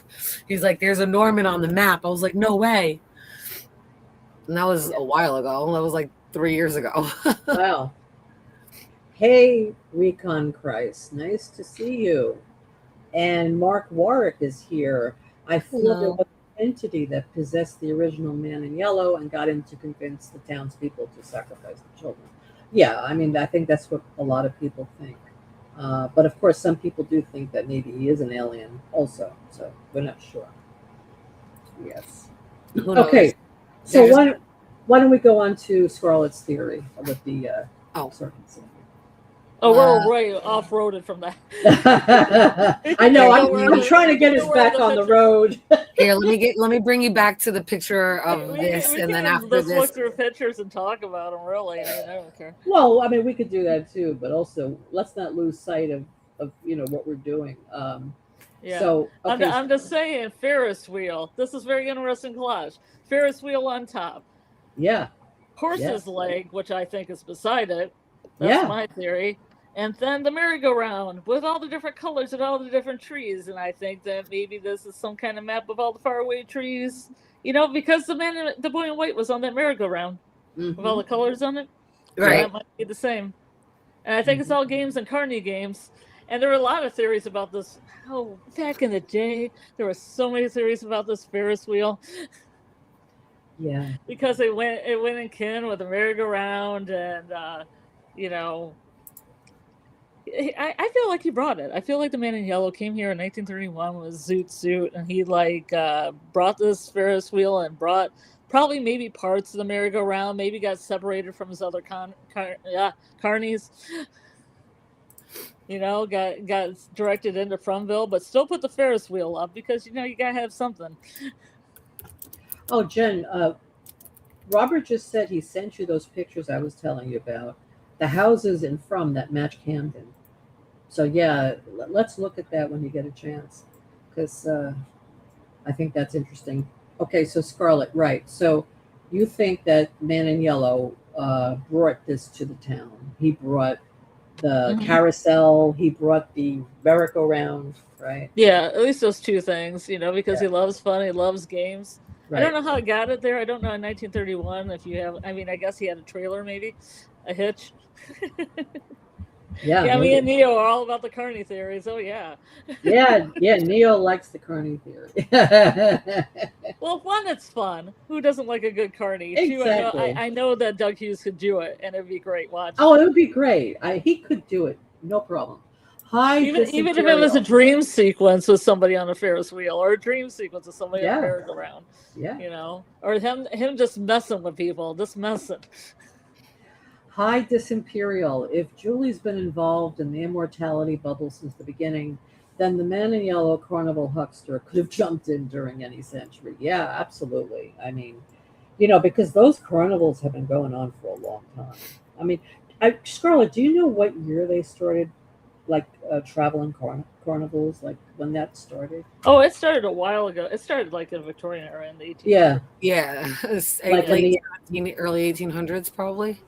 Yeah, it started pretty early. I can look it up, like the history of carnival. Yeah, so that would make sense that he was doing something like that, and they had been going from place to place. And it kind of reminds me of Something Wicked This Way Comes with Mr. Dark and his traveling carnival. Yeah. Let's see here. Yes. Oh, they even existed in the 18th century. Oh wow! Yeah, in the 1700s. Yeah, I could see that. I don't know exactly with rides, but the origin of like a carnival. Yeah, just the carnival with just people. Right, no rides, but just the people. Just a good time. Yeah. And just a good time. Well, did you ever see American Horror Story? What was it called? American Horror Story. Oh, I forgot the name of it. It's about a carnival. Yeah, it was like season 4 or 5 of AHS. A freak show. Freak show. Yeah. Phenomenal. That was so great. And yeah, that's what I'm thinking about. Incognito says about the eclipse from the 15th century. No point on the map matched it. I did an overlay. Oh, okay. Yeah, send it to me. Yes, send it. Freak show was great, but that's what I think it was like. It was like a freak show. It was like, people who are deformed and like the Elephant Man. But yeah, that's a perfect example, the Elephant Man. Or somebody that hammers a nail into their skull. Yeah, exactly. Well, it said the first. Okay, so I looked up traveling carnival, and then it said the first fairground rides began to appear in the 18th century. Mm-hmm. They were small, made out of wood, and human powered. Mm-hmm. Right. Have you ever gone to a run fair? Because sometimes a run fair has rides that are human operated. I've been to several run fairs. They do it. They do one here in New York, and way back when a boyfriend of mine and his friends used to work it. So I remember going and seeing the run fair many of times, like in like the 2000s. Oh, you mean that they would actually start the ride? You're saying? Yeah, well, they would have a run fair, and they would do kind of things like that. Absolutely, yeah. They had like I don't know how to explain it. Like there was like a horse one they would do, where like they would pull you around on the horse, or they would act, and then they would put on like these different performances that they would bring up the audience to do things that were like dunking an audience into the tank, having the audience throw darts at somebody's head. They would do like different things like that. Mm-hmm. Mm-hmm. Where ours even had a small Ferris wheel where like it was powered by people. Mm-hmm. They just would twirl you around. But it's interesting to note, now that I'm looking at the history of this, that it said that in 1893, the Chicago's World Columbian Exposition, which I think is linked to Tabby, was the catalyst for the development of the modern traveling carnival. So it had Chicago's fair had an area that included rides, games of chance, freak shows, and burlesque. Ooh la la. Oh yeah, burlesque was very popular too. Yeah, like vaudeville too. It kind of came from that too. But it's interesting that that's why I like Freak Show, because Freak Show was, first of all, I'm an American Horror Story fan. I mean, I like the early seasons, but the later seasons not so much. The new season's coming out. I know, I can't wait. But you know the Coven one was okay. It wasn't my favorite. My favorite was, I love Freak Show. I like the one Asylum. I loved Asylum. Did you see Asylum? Yes, I've seen everyone a couple of times. Yes. And of course, Murder House, Yeah, the very first one. Yeah. But what I liked about Freak Show was that Jessica Lange, who I think is a phenomenal actress, I love her. And she plays this German woman, and it shows like what she went through in East Berlin in the 1920s and 30s and what it was like. And it was fascinating time, what they showed. I loved it. Freak Show was amazing. The actor that played the German guy that like cut off her legs on the show, he lives in Warwick, New York, and I've met him several times. Really, really cool, down to earth. What's his name? Oh shit. Hold on, I'll bring it up right now. I can't even think of it right now. Hold on. Well, they said in some of the troubling carnivals too, they had Wild West shows, so the Western Star Monster might be from that. Oh. James Cromwell. James Cromwell lives in Warwick. I know exactly where he lives. He comes to like the Apple Fest in Warwick, and you see him out all the time. James Cromwell is amazing. Yeah, he's lived in Warwick his whole life. Oh wow, I didn't know that. Yeah, and I go to Warwick. I used to live in Warwick in Orange County. He was in Asylum, actually. He played the Nazi also. Yeah, that's what I say. I think the Nazi German scientist that cut off her legs. Right. Yes. Yeah. Amazing. Yeah, he's a great actor. I like. He was just in something recently I saw, and I was like, "Hey, he's still doing things! Yay!" Yeah, he's great. Was he also in Freak Show? Yes. Okay, because I know they use a lot of the same actors. And he was in 2 seasons of American Horror Story. Okay, I don't remember him in Freak Show, but I remember him in Asylum. Yeah. In Asylum, he was great. Oh, he played this Nazi. Oh my God, he was great. Yeah, really good. Okay, so never hear those words in a sentence together. Yeah. Hi, Anon. Nice to see you. The peach is the state fruit of Georgia. Yes, it is. Yeah, see, that was one of the reasons people were saying it was in Atlanta, and I can't find it because Kelly from Cyber Queen Media would know all about this because we talked about this one time. It was a long time ago. It was like first season stuff. Because everybody's like, I'm going to find out where Fromville is. I'm going to find the city. None of us have found it yet. Hey, Delilah, Asylum was my favorite. Yay! I found someone who also loved Asylum as much as me. Asylum was my favorite. I loved it. Amazing. American Horror Story, I really, some of the seasons I loved. I really did. I'm really hoping this last one's going to be good, but I don't know. It's like a mishmash. They're just throwing everybody in there. So we'll see. Well, some people are saying it was like Apocalypse 2. Yeah. Oh God, I hated the whole Apocalypse thing. Yeah. I know they brought in the Coven, and I actually did like the Coven seasons. Right. And I liked the Roanoke seasons too. I loved the Roanoke. Roanoke was great. Yes. Kathy Bates is going to be in this one. She's going to reprise her role. Was it from Roanoke? I think the character she played in Roanoke. Is Jessica Lange coming back? Yes, Jessica Lange is going to be. Is Lady Gaga coming back? Is he the vampire or the crazy Celtic goddess thing? The vampire hotel. Yeah, she was. Well, she was also in Roanoke playing that Celtic goddess Oh, that's right. Yes, that's right.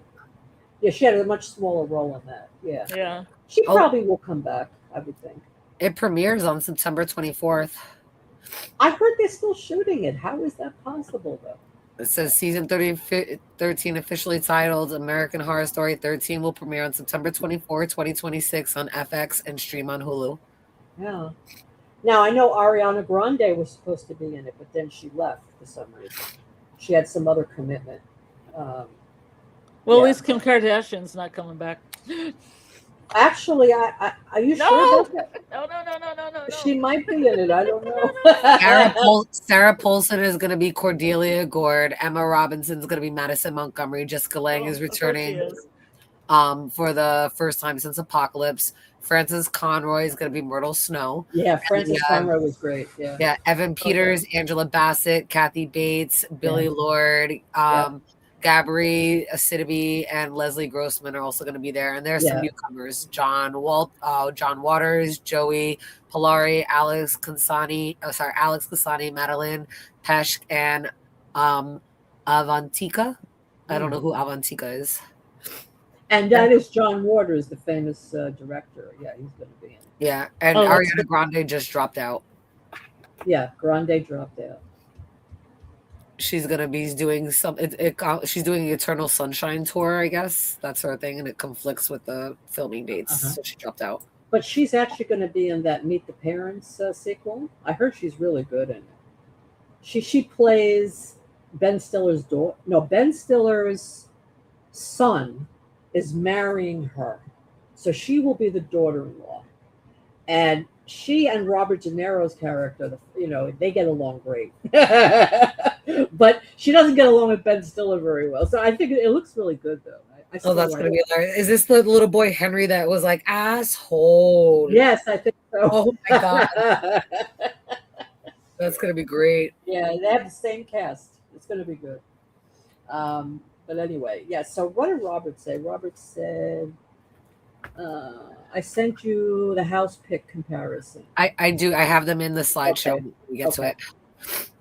Yeah, does anybody have a better shot of this Ferris wheel and all this? Anyone? This Ferris wheel drawing? I don't have one. Because I got this from Reddit, and it's pretty low res, man. Yeah, American Horror Story. Yeah, some of the seasons were really scary. Some of the episodes were scary.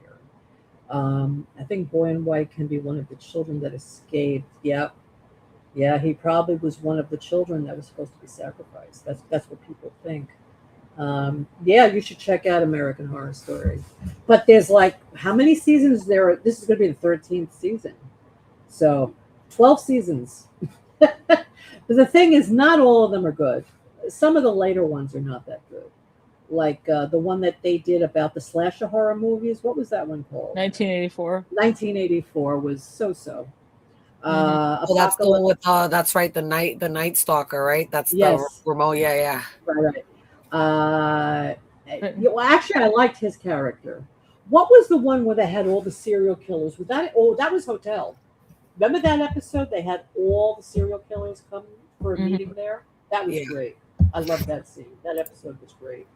The one with Kim Kardashian, I didn't like it. It was like a take on Rosemary's Baby. It didn't do anything for me. Emma Roberts, I didn't. Well, the thing is, the book Delicate's really interesting and ends totally differently than what the TV show did with it. Oh, okay. I didn't know that. It ends really like a kind of a feminist ending. Yeah. Yeah. Have you read it? Creepy feminist ending. Yeah. So it was really disappointing to see how it was. It seemed to be all for looks and none of the value of the book that was in there, what the book had to say. Right. Yeah, it really did. I didn't like it. That was my least favorite, I think, of all of them. Apocalypse. I hated Apocalypse. Apocalypse. I didn't like Apocalypse too much. My least favorite one was the alien half of Double Feature because I liked the vampire half, but the alien half just kind of fell flat at the end. Which one was that? It was the one. It was the double feature that had the kind of almost Stephen King vampire story as half of it, and then they had a black and white kind of Roswell kind of alien thing where the aliens were impregnating women. If you remember, and the one lady was like half alien, half human. I think so. I think I didn't. With the one big dark eye, since we're talking about big gray eye, gray alien eyes. Yeah, I don't think I watched all of that one. I think I know which one you're talking about. I wasn't that into it. All right, I just pulled up the list. So the first season was Murder House. The second one was Asylum. Yeah. The third was Coven. The fourth was Freak Show. 5 was Hotel. 6 was Roanoke. 7 was Cult. 8, Oh, which Cult. Cults, which I didn't mind. 8 was Apocalypse, which I hated. 9 was 1984. 10 was Double Feature, the one that we're talking about now. 11 was NYC. I didn't see that one. Yeah. And Yeah, NYC was pretty good. That was NYC was that was almost like a horror drama though. Like a Yes. metaphoric horror drama instead of the typical horror. It kind of had its own thing going. Yeah. Like historical. And what was 12? I'm looking for it. That's the only one that I don't have a name for. Really? Delicate. You're not- Oh, that's Delicate, probably. Yeah. Oh yes, Delicate though. Which Oh wait, isn't there one now called Beauty? Oh, Beauty's a whole different show. Oh, okay. That was a whole different show. Which, yeah, that's a whole different show. But it's by the same guy, though, right? Same producer, I think. I don't know. I know Evan Peters was in it. Yeah. With what's his name? Ashton Kutcher. Yes, right. Okay. Yeah, we'll see maybe we'll cover it. We'll see. Maybe. Mhm. Yeah. All right. I think that would be cool. I'm kind of confused by this house over on the right. That looks kind of like a face. Half it looks kind of like it's on stilts. I don't know what's happening here. It looks kind of like a Baba Egg house, kind of. Yeah, I see what you mean by the eyes. Yeah, strange. Yeah, like the folktale of Baba Yaga. God, I can't speak tonight. It's a Russian folktale. It's a witch that lives in a house that moves and has giant chicken feet. Oh, wow. And that's what it reminds me of. Maybe, yeah, it looks. Which very could tie into the whole fairy tale thing, because I think a lot of this is fairy tales and you know, kid-oriented stuff like fun and games and rides and rainbows and horses. Wow. I do think that Lego horse is Boyd's pony. Yeah, that's right. The pony. Yeah, pony rides at carnivals too. Oh yeah, that's right. Scarlett, what episode did you get this from? Retcon Christ is asking. I got that from the episode of Reddit. Oh, Reddit. wow. I went on Reddit. I said Ferris wheel picture. And I looked it up because I had no idea where this was. I see. Okay. Oh, and I took a nice little picture of the Ferris wheel because I didn't know if we had something in the back that we could talk about with the Ferris wheel. Well, I pretty much said all I needed to say about it because there were two World's Fairs, one in 1931 and then one in 1893 that introduced the Ferris wheel. I think it's interesting because I think the episode, the one in 1931 is the Colombian Expo, which I linked to Tabby because the actress is Colombian, and I think that's what when she called her mom, I think that's what was stressing that point. And then the other Ferris wheel that was in the French. Am I getting these wrong? 1893 is the Colombian Expo. Yes. 1931 is the Paris Expo. Yes. That would be connected to Jade. Because he's French. Yep. But I think it's interesting to have a Ferris wheel because it's connected to both of those people in a way and their backgrounds because everything is origins and where people are from. And this Ferris wheel you got was from what year? The 1983 one? Well, that's from I do believe the 1931 one. Maybe. Oh, 1931. Let me look it up. Let me look it up because I don't know. I would have came up with better pictures and stuff. No, this is fine. But this one's from 1893. Oh wow! This is Chicago wheel, and the Midway. The term Midway gets its name from Midway in Chicago. I didn't know that. Oh wow! Interesting. Yeah. So I like the it's got obelisks right here. I'll just point, and then you have what looks like a Turkish or Russian more kind of a top. Mm-hmm. And is this a lighthouse? Oh, that looks like there might be a lighthouse in here because they do have a lot of exhibition buildings. Just because the top there's a balcony around, and in the center that looks like a light. Mm-hmm. Yeah. So, interesting. Good picture, Scarlett. Yeah. Very... And then, what does that say? Palace. It says. This says it's. Morris Palette? or boom? No, Moores. Moorish Palace.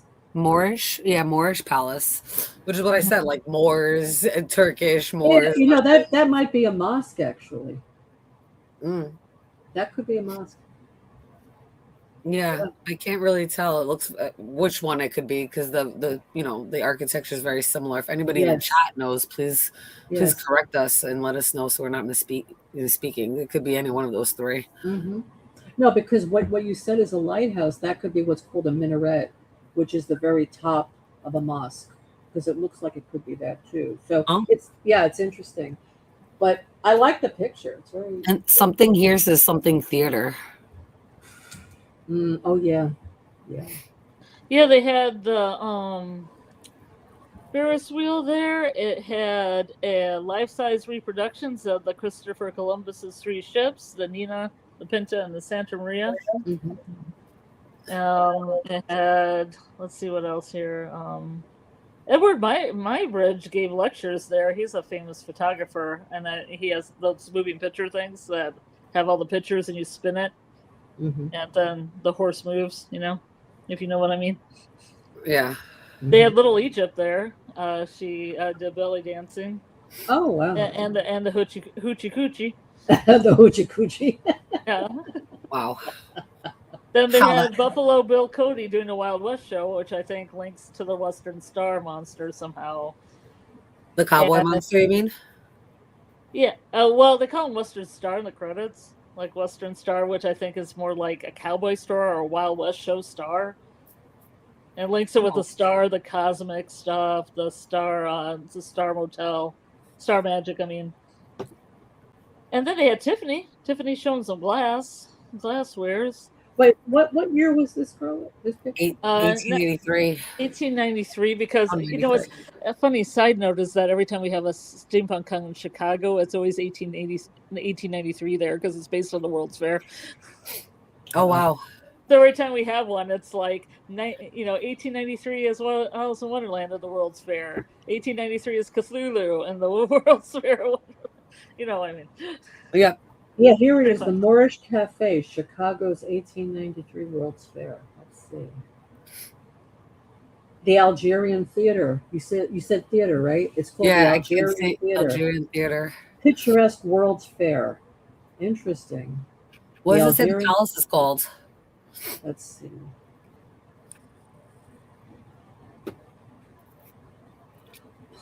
Midway Plaisance. Oh, they had an Inuit display. I'm just gonna say. An Inuit, like from Freak Show, like the No, like Inuits. Oh, Inuit, like. Yeah, I was right. That's a minaret. I was right. It's a Moorish dome with towers and a minaret. That's a minaret. What looks like the lighthouse? Yes. Yeah. This right here is a minaret. That's a minaret. When I was in Morocco, I took a tour. I was in Morocco quite a while ago, and I was in Casablanca, and they had this huge mosque. They had just built it. It was beautiful. It was green. It was huge, and the minaret is that little thing at the very top that looks like a lighthouse. I don't know what it symbolizes I don't know why it's there, but it's the symbol. It's like the highest point of the mosque, and I only know that because I was in Morocco and I learned about it there. But yeah, it was very interesting. Yeah, it's an interesting picture. Okay. But they did have this thing about the Inuits, which I feel like the Innisuk, which is that it's kind of like the game that Tabby sees in the caves, all the blocks stacked on top of each other that Ethan's also playing with. But it has it's interesting because it says in it that they had in the anthropology buildings they had an Inuit display. There was birch and bark wigwams of the Penobscot tribe, and there was a working model American Indian boarding school, and it said that that the Native American children were told to perform civilized skills by being watched by onlookers, demonstrating the cultural assimilation of Native Americans. Which I think has a lot to do with from the set dressing. Right. Like the land being oppressed by the colonists coming in. Yeah, it's interesting. So that'd be another thing that kind of links it up. Mm-hmm. Yeah, I think and also so. cup and saucer rides. Cup and saucer rides like teacup. Teacup, yes. and what did Jim design? Roller coasters. That's right. That's right. Yes, he did. So, I mean, we almost got all the rides there and represented. You could have a carnival just based on the references. Maybe that's why the Man in Yellow liked him so much, because he designed, rides that he was on. Yeah. Yeah. I would hope we'd see something before they came to From, and Doug Hughes is there and he wants to ride on a roller coaster. I really like this theory that the town is like an amusement park, a really creepy amusement park, or it was an amusement park at one time. Yeah, it could be. I mean, people it could some of it could fall into disrepair. The one carousel horse was saved, but people could have taken bits and pieces from this to make other stuff. It could have fallen disrepair. It could have been taken over to the car graveyard in parts. Yeah. Speaking of carousel, that's the next picture that I have that you sent me. Here's a carousel, and that looks very familiar to the horse that Henry was looking at. Yeah. I like this one because it's a double decker. Yes. Oh yeah, look at that! Wow. Now, where is this taken? This picture? Oh, I can see. I was grabbing pictures real mad and fast. Let's see where it's from. Where in the world is this double merry-go-round? Let's see. I don't know exactly. I just took it. It's one of the first carousels. I don't know really where it's from. Okay. It's I can look at my history and see. It's okay. You don't have to. It's okay. Yeah, it's interesting. I like it. So. Well, it also goes round and round like the merry-go-round that the boy in white is on. Mm-hmm. I mean, all these things go round and round. The Ferris wheel goes round and round. Yes. Like a cycle. Like a cycle. Like time itself. Like unlimited. Yeah. The infinity symbol. Uh-huh. They just keep going around and around and around. Yeah. Or like if you're driving through From. Yeah. Yeah. You keep going back. You keep going around and around. That's right. It's in France. Oh. Is that Châtelet? Is that Châtelet in France? Incognito, is that Châtelet? There is this area in Paris. Well, I've been to Paris actually a couple of times. I love Paris. And a metro is there, and it's called Châtelet, and there is a huge merry-go-round right there. And I think that's probably Châtelet. Does it say where it is?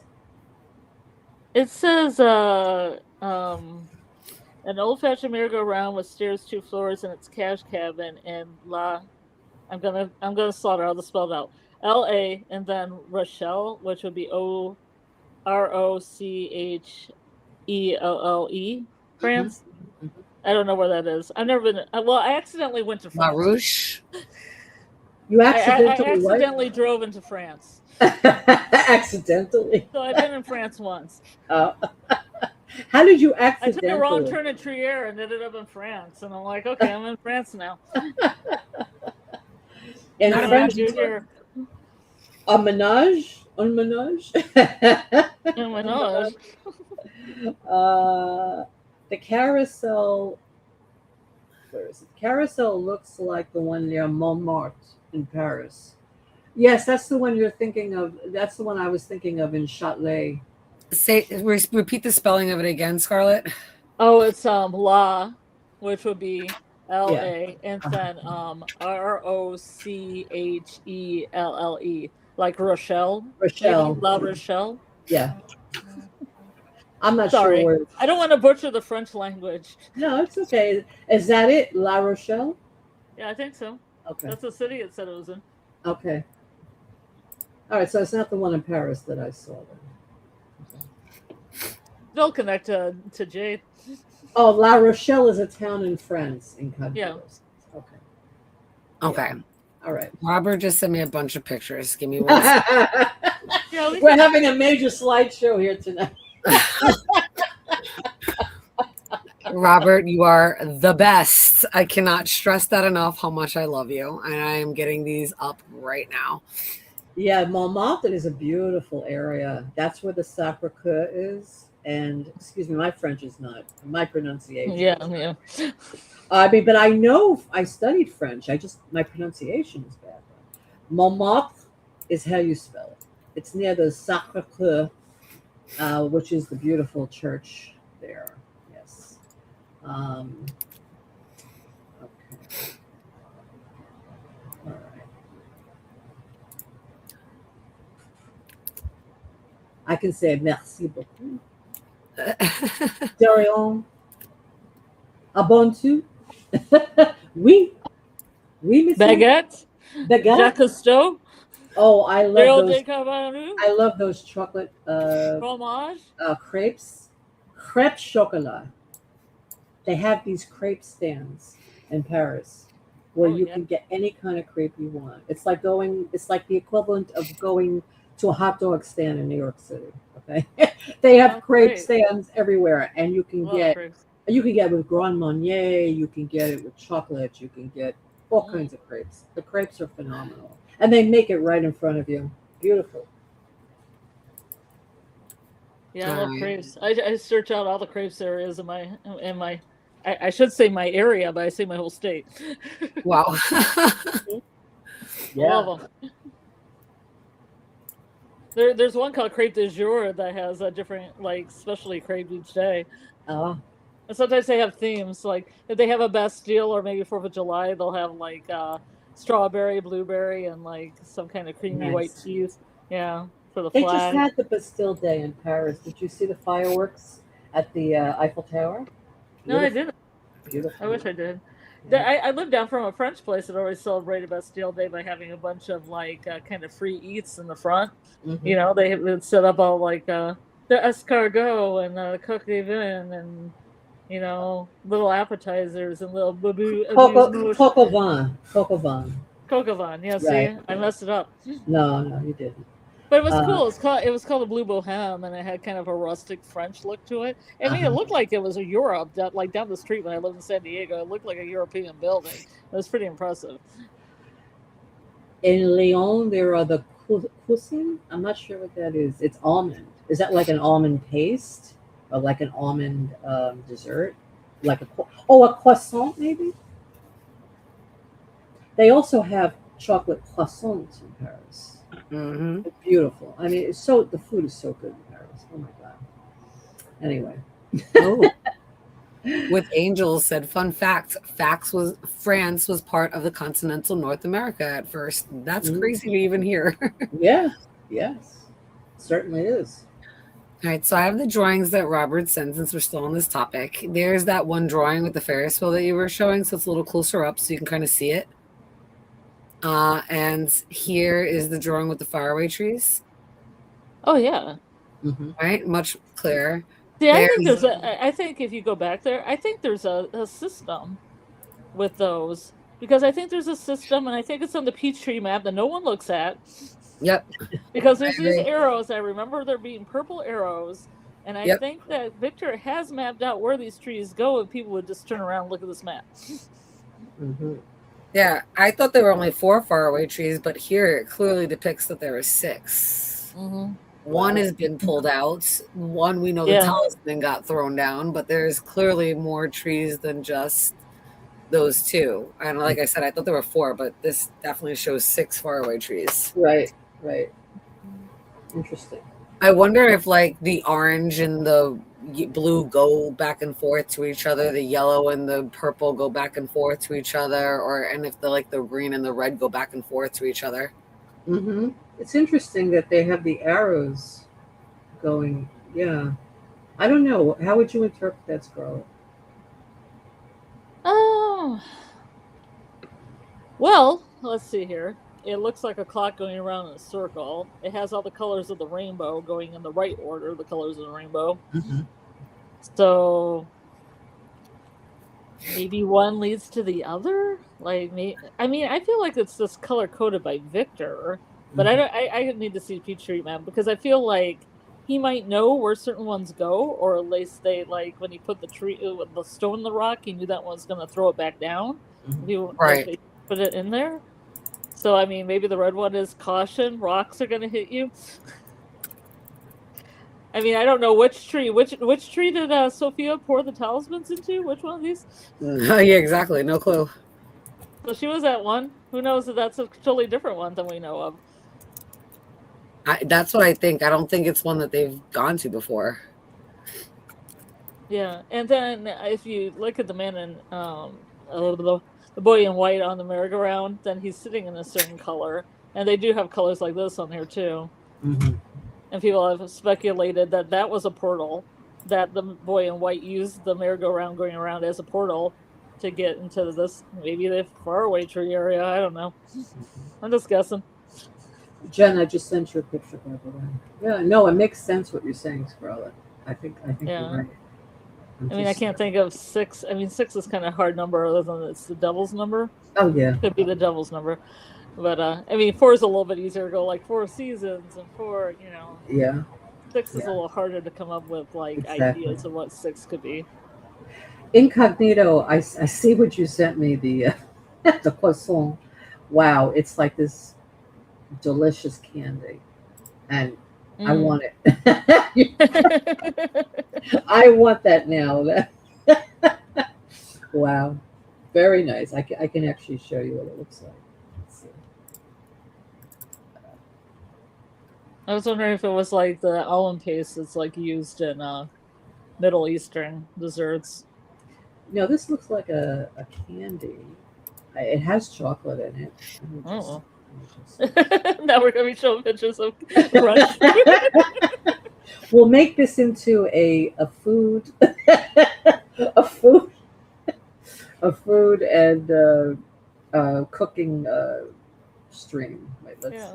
Well, we could do the foods of from. Yeah, that we could do. In the beginning.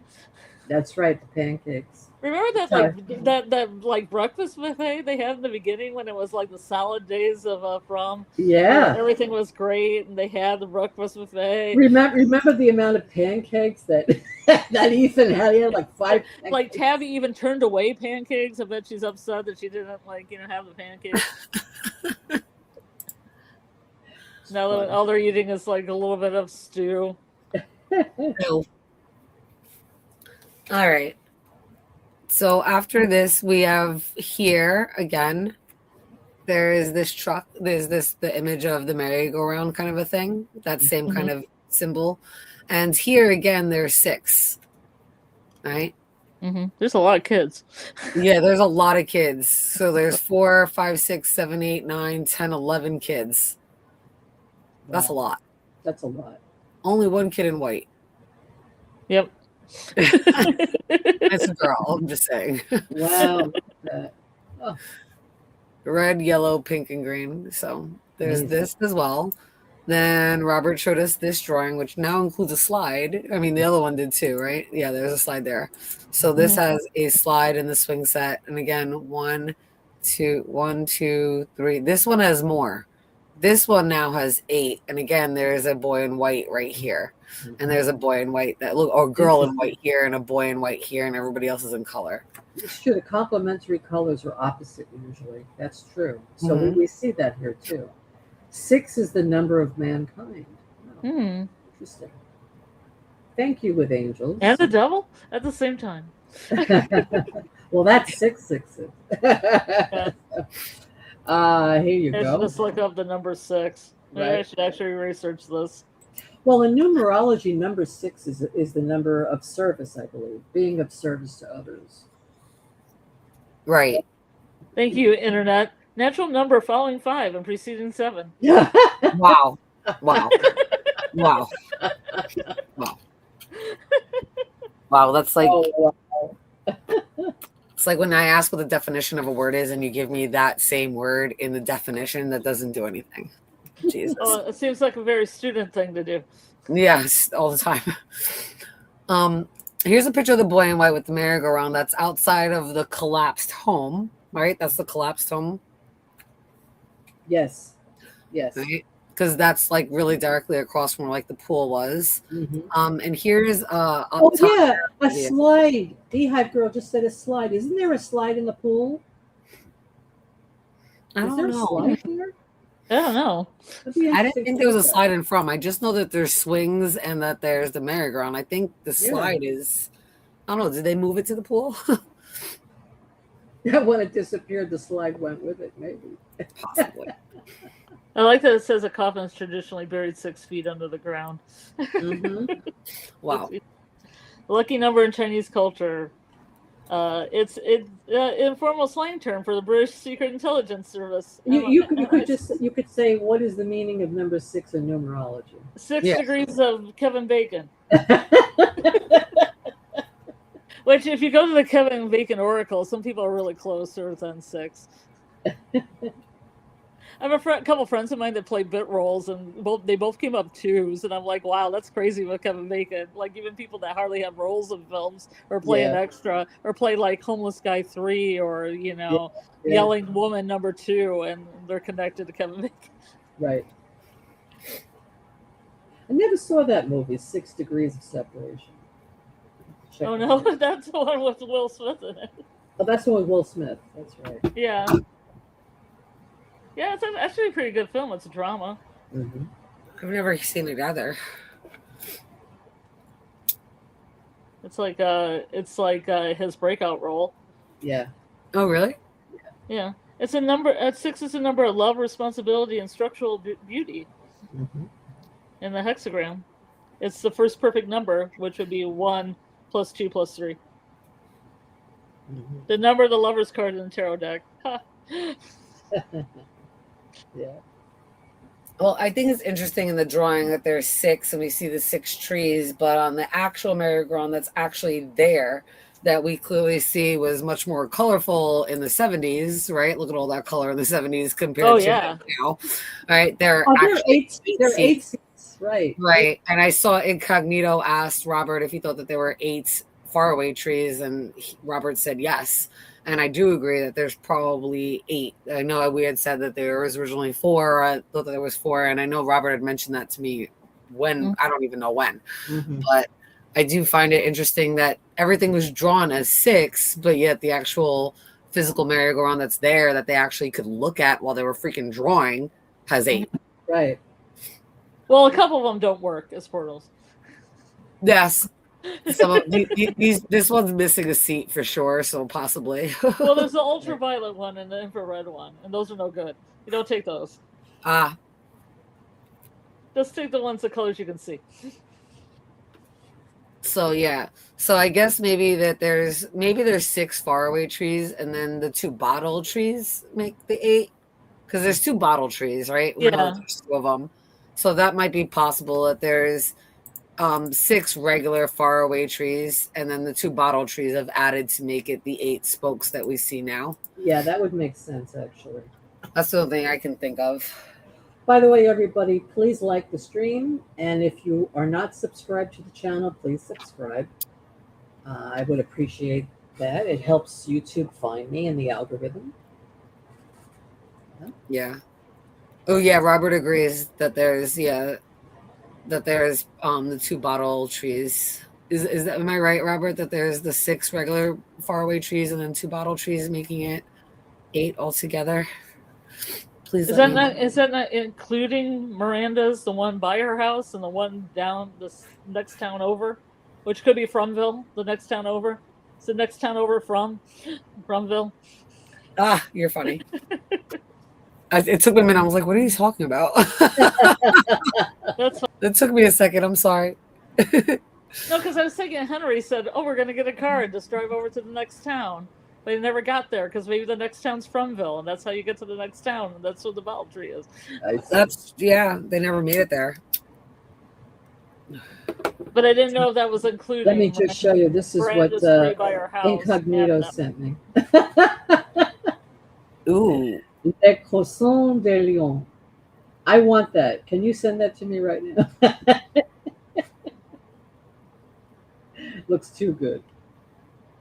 Okay, Jen, put your presentation back. Okay. Okay, so Robert says that there are 8 bottle trees in total. 1 bottle tree is a faraway tree, and 1 bottle tree is not. And 1 faraway tree is not a bottle tree. Wait, and 1 bottle tree is not a bottle tree. Oh, not a faraway tree, I think he meant to say. Mm-hmm. Right. But we only know the existence of 4 of them. Right, but I guess that there's 8 trees altogether, right? So there should be 7 faraway trees. 1 is also a bottle tree, and then you have another bottle tree that's not a faraway tree. Mm-hmm. This 8-seater with Sarah and Ethan could represent God's will in the sky or time passing. Yes. Yeah, I could see that. I mean, the number 8, we can also look up number 8, its significance in numerology.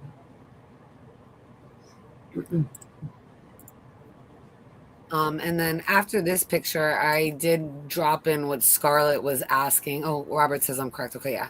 So 7 faraway trees, 1 is a bottle tree, and then the 8th tree is just a bottle tree, not a faraway tree. So those are 8 special trees in total. Okay. But it doesn't include the one by Miranda's house, nor the one that was on the town. We're not counting the ones in the real world, I guess. Okay. That's what you're meaning at, the one that was like in Camden in front of Henry's house, and then the one that Miranda and Henry dropped acid at. Mm-hmm. But people had theories that Miranda took that tree in the Frontville and didn't even take a car, like threw her kids in the tree and her in the tree, and off they went.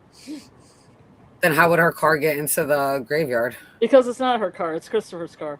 No, but Christopher's car, he drove a Hornet and she had a station wagon. They're 2 different cars. I don't know. Yeah, I heard the one with Tabby, she said she touched one car, got another car, and I just assumed that wasn't Miranda's car. So yeah, the car that Tabitha looks into in the car graveyard and gets the flashback of Miranda driving, that car, which we did when we did the screenshots of it up close, that car's interior is completely different than the car that Tabitha's looking into. And when we took pictures of the car that Miranda's driving, that car is a Hornet, and we know that Christopher had a Hornet. So the big question in the plot now becomes, why the fuck is Miranda driving Christopher's car and no one else was in the car? And she kind of sees those 2 girls walking that are blurred out, and one of them definitely had the features. When I mean features in a blurry way, I'm not talking about like facial features, like a long reddish hair and the kind of same body style as Sophia. And then after finding Elgin's picture, we would pretty much confirm that probably was Sophia that Miranda had driven by. Again, nothing's been confirmed, all kind of by the clues they're leaving us. And I mean, who knows? Maybe they could be like, yeah, Sophia didn't even really exist. We were just kidding. Like they did with Eloise, who knows? I found something that it said the number 8, the vibration tradition assigns 8, the color canary, a blend of gold, green, and a touch of scarlet, mingled together like the blood of different races. Wow, that's pretty significant, because if you think about America being like a melting pot and so many different religions and races coming here, and then that tying into the man in yellow and him probably absorbing and seeing so many different walks of life that have been dragged into for them to play the role, hearing them pray to all different types of gods that they believe in their religion, which is probably why he's so well versed in all of those religions. Mm-hmm. And if he was a carny, him traveling around would have seen different people, cultures, religions, that kind of a thing as well. Mm-hmm. It all ties together, but who knows if... Good night, Robert. Who knows if... Good night, Robert. Thanks for stopping by. Yes, you are a legend amongst all men. Thank you so much, Robert. Sleep well, dream well. Good night. But yes, I see how it all ties together. Let's see what the writers do with all of that, considering, again, I feel like we Mm-hmm. fans, it's not even content creators, because it's not like it's just us. There's so many people that talk about it that don't make any content. They just write posts, or just like you just catch things that they put up across so many different social platforms. So it's not even just like it's content creators. So many people are theorizing and thinking about this, and there's no way that, this is the only kind of a theory. Let's see what the writers do with all of this, because it's not like Yeah. they couldn't get all the answers and from all different people put together a really good storyline with all the different theories that have come across from not even just America. There's so many people that watch the show internationally that have come out with crazy theories. We've got Incognito in the chat, Jeter, people from Australia, people from Africa. There's so many different people that watch the show from all over that have come through on different chats and discords and leave theories. I don't know. I just, again, it's so disheartening to hear what that AMA fucking what they said. It really is disheartening. It's like, all right, well, we've already done so much work at this point, so why don't you find some theories that actually work and put some shit together, and not give us we already figured out this at season finale. How did you give us seasons 1, 2, and 3 finales that were fucking blockbuster fucking finales? And then we got that shit that we already got. Oh, so disappointing. Yeah, some people thought that it should just ended with Fatima becoming a monster. No, oh my God. If they would have ended it and that would have been season's 5 finale, I would riot in the streets. No, I meant for 4. I'm sorry, I meant for 4. Oh. Well, they did just end it with Fatima really becoming a monster. That was it. No, I mean without the scene at the end with Sophia and the faraway tree and the talismans. Oh, without that? Yeah. No, because we kind of already needed that, because so many people have already theorized that this is a book or a game or a story, and clearly we've seen the 2 of them. They needed to give us something about them. And if they're not going to actually discuss like what the entity's from, or how the original ritual, sacrifice, incantation, whatever it was that originally happened that created this place, if they're not going to give that to us now, then we need to see some type of connection between these 2 to give us something. At this point, with I'm not saying that we didn't get answers in season 4, but considering there's only 1 more season left, I don't think they gave us enough answers. Mm-hmm. So if they would have ended with just Fatima becoming a monster, I think that would even be more disappointing, because again, we all kind of guessed that. I'm glad that at some point they showed us something between the boy in yellow and the man in white, because we've all been speculating. They have to give us something. Plus, speculating they were the same person. So right. Now it's not the same person. Yeah, stuff like that. Right. And then we still don't know any of the rules to this place. We got a clue that, like, the man in yellow's known Tabitha for, all his closest thing to a friend he's ever had. They've been doing so well this time. So we already know that it cycles. So we needed that connection between the boy in white and the man in yellow. I'm glad that they didn't give us maybe any more, because I think that would be really great for season 5. But considering everything else, we didn't get really fuck all when it came to the rules in the town yet, like at all. So thank God they gave us that. Seriously, I disagree with the people that are upset that scene was shown. Well, my only true ending for season 5 would be the flood comes. The boat comes. Boyd's boat comes. He finds a pony eventually. He gets on that boat with a pony, and he rides out of Fromville, collecting the living people that are still alive, probably Donna, a few other people, and sail them right through that drawing, because there's a drawing of the ruins with water in it. Rides on out. Do you think that we should know what happens to do you think that we should know whether or not they get out, or should they end it with that looks like they're getting out, but we never find out for real what happens? Maybe an ambiguous ending, because again, with Boyd, maybe he can use the superpowers of his, because he brought Donna back. Maybe right, manifestation. Maybe he can manifest that boat and get him out of there when the flood comes, because I feel a flood's coming. Hopefully a flood's coming, because there's a lot of drawings of a flood. There's a lot of drawings of rain. There's big droplets. Yeah. There's a fucking lake of tears. Let it fill up. Jesus Christ. Exactly. There's the brambles of all the bodies, where the bodies are like. Oh, thank you, Robert. I appreciate that. And please sleep well. I love you, honey. I do love Robert so much. I have such a respect and a fondness for this man. But yeah, I 100% think that, again, we did not get enough answers of like when it comes to the actual town and the rules. And Boyd's been saying that and bringing attention to that for a minute now. We don't know the goddamn rules of this place. Donna said it. Like, when are you going to give us something? All we know is that a freaking, and it's not even like the red lightning came up right when the tree got pulled. Like, there was clearly an eclipse that they chose not to show, which I think fucked up the season. At least they should have looked up. If we would have seen that, that would have been another clue, an answer, a tie to the drawings, something. They didn't give us that. Then the tree's been down for like an hour, right? And then suddenly you want to start shooting up lightning and shit.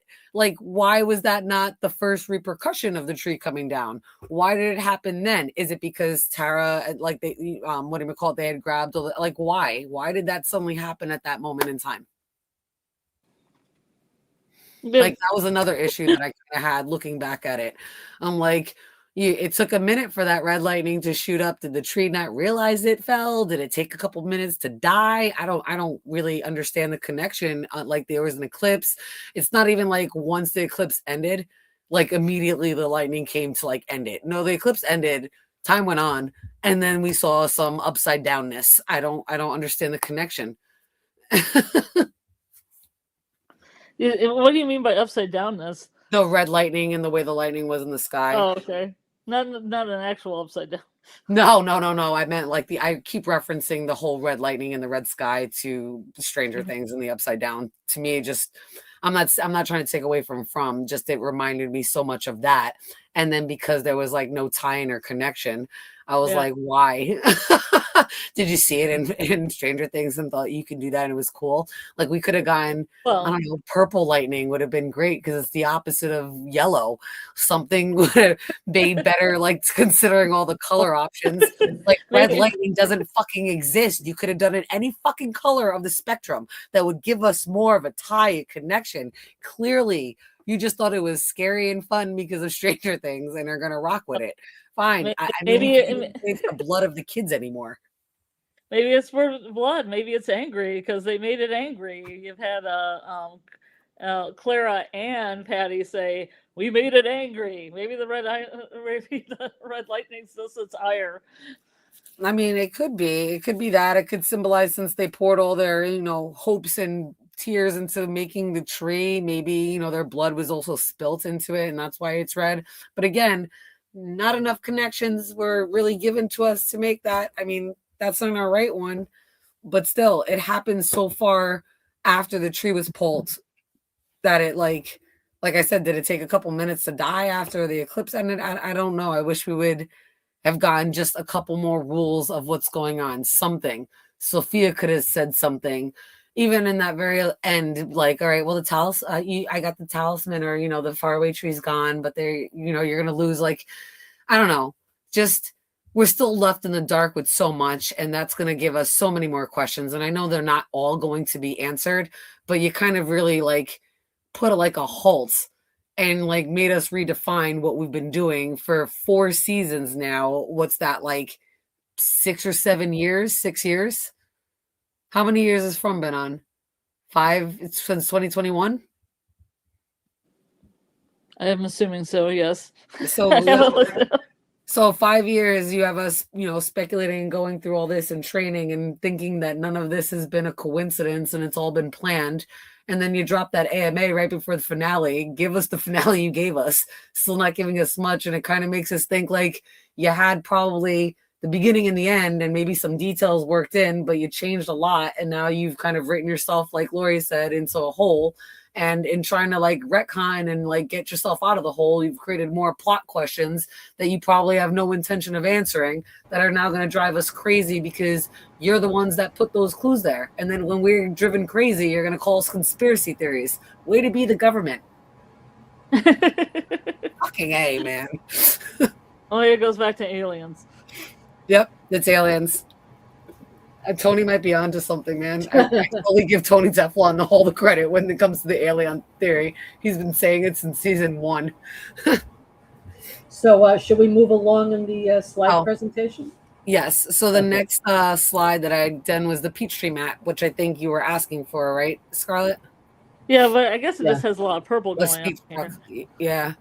But you see still there's arrows, right? There's a lighthouse and it comes to here. Mm-hmm. I'm not sure what this is, but you do see a lot of, let's see, there's 1, 2, 3, 4, 5, 6, 7, 8, 9, 10, wait, 11, maybe. Did I mess that up? Let me try that again.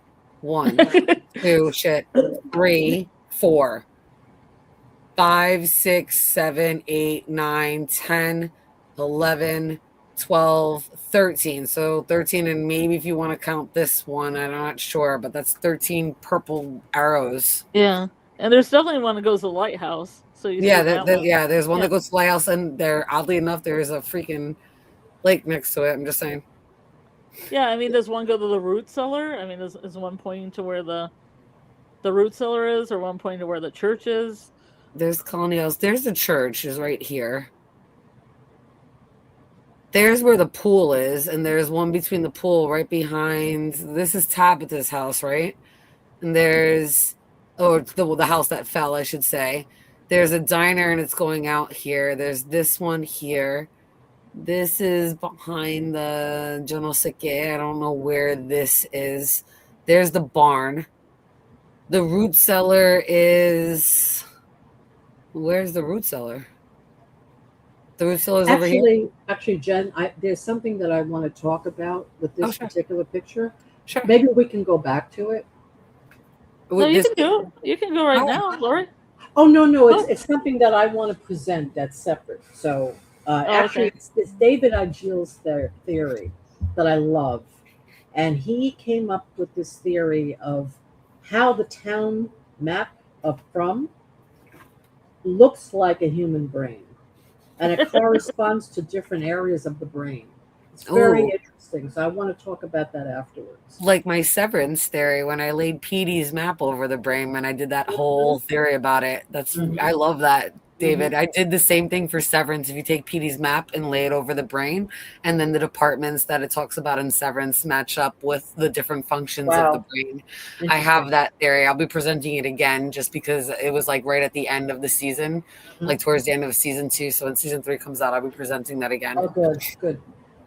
Yeah, I have that whole workup on it and everything. And then I never made an official video. I kind of just briefly talked about it. Oh, sorry. And I never wound up making an official video. Nice job. Yep. All right. So do you want to stay on this slide? Was a moocher, like Minnie the Moocher. Mm-hmm. No, let's go on because I want to go back to this slide later. Okay. Yeah. So I was just basically kind of done with it. I talked about like the suit being like, like a zoot suit. It looks like it has a little extra material. But Cab Calloway was like... Wait till you see the other pictures I have after this. So there's that, and then look at this one. There's the ringmaster. Oh yeah. I like that one. Oh It's gonna be a hard time to find a yellow one. Like I said before, it's like red and black seem to be the things. He needs a top hat though. Look, this was the images that were of Malcolm X, and this was 1940. Mm-hmm. Right. So you see, like this is Spike Lee, and it's like a protest though, because they're using more material than what the World War, what the rationing went on. And not only that, but they're plaids and stripes and bright colors and garish and the sticking it to the man. Yep, pretty much. The next slide I think I had was just there's a 1931 Berlin, Germany International World Exposition, and then the Paris, France had the France Colonial Expedition. So those were 2 that were considered world fairs. These were some of the ones that I just kind of clipped that really quickly right off my phone. Yeah, and I'm thinking even with the traveling circus, it could even be 1883 when it comes out the lighthouse years. Mm-hmm. Because I mean the carnival started pretty early. Mm-hmm. In my heart of hearts, I hope this is true. I hope that Fromville was an old fairground, now haunted. Yeah. Okay. So wait, wrong way. Sorry. So after this, these are the pictures that Robert had sent of the houses, the way that they compared it to Camden. Yes. I know Robert just left already. I'm sorry. The way I had stuck it in so that we can kind of finish talking about things. I kind of tried to do the best I can. Right. So look, I mean, there's a similarity here. They were missing a house. Yeah, they are. We're missing a house, but anyway, okay. So there's this, and this is Camden, Maine. This is Yes, Tabitha. that's his house. That's Right. Henry's house. This is Henry's house, but again, it has a similar feel to the way the houses are with Mm-hmm. that porch out in the front. Mm-hmm. Mm-hmm. Henry's car, and again, you can see another porch. This is down his street. Mm. So this is in Camden. So it does look very similar to From. Oh, and then this is Henry's. Yeah, especially like where like Victor would have been raised, right? You know, and that's where his memories would have came from. Exactly. Mm-hmm. Maybe yes. maybe they had a milkman. Maybe this is spelling. I'm sure they did. I'm sure they did. Or he saw it on TV. Yeah. My theory is like, you figure when he was a child, well, he probably was born 1960, right? Like 1960, you think? Yeah, Incognito, send me or Lori the map, and I'll get it onto the slideshow if you want. No, it's okay because I'll talk about it when I talk, because I actually have some slides set aside. Oh, okay. Yeah, I have a PDF up here that I'm going to talk about. There was also theories that he got them from the old maid card set that's in his bedroom. Yeah, but I think, yeah, that I've heard, but I think that he probably watched TV. You think he was born like in 60, right? 61. Yeah. So maybe he grew up watching like certain shows, and he probably saw Milkman. Who, Henry? Well, they have that Stephen King Victor thing with the year. That's been Victor. I think he was born in what, 67? Yeah, because if he's 10 or 11 at 1978, okay. The massacre happens, kind of a thing, or so probably like I'd say between 67 and 69 he was probably born. Okay, so probably if you watch some old TV shows like I mean, I don't know. I'm just speculating. Like Father. Didn't they have like Howdy Do and Lassie and old Father Little House on the Prairie. Yeah, Donna Reed show. I mean, they had milkmen in those shows. Didn't they have like wasn't Bewitched and I Dream of Jeannie already on TV at that point? Yes. Yes. And like the original Hulk series was on there. Right. But as far as like a milkman, a librarian, a waitress. These are like standard, archetypes of a professional person working, right? So to a little child, this is what they're going to remember. Yeah, but there was also that Stephen King thing. I can't remember what year it was, 1963, 1968. What's that thing called? And they do have a milkman in that. Oh, The Shining? Which one? It's a series. There was one woman that actually did a video on it. I don't know if it was a Faceless Girl, but there was a Stephen King. Was it 1963? Yeah, 1963. And it has all these characters in it. It has it has a milkman. It has a guy in the suit, like the one guy in the suit that's always hanging around and From. It had a waitress and some of the other people in it. Like they were all kind of dressed in the 11/22/63, and they did a mini series on it. It seems to have all these characters in it, and I remember somebody did they took pictures of the people that were in the series, and they matched up the milkman, and the milkman kind of looked like the milkman in From. I see. And some of the other people, like the waitress and stuff, were dressed similarly to the ones in From. So and assuming this, that they still had milkmen in 63. And they still could have had milkmen when Victor was born.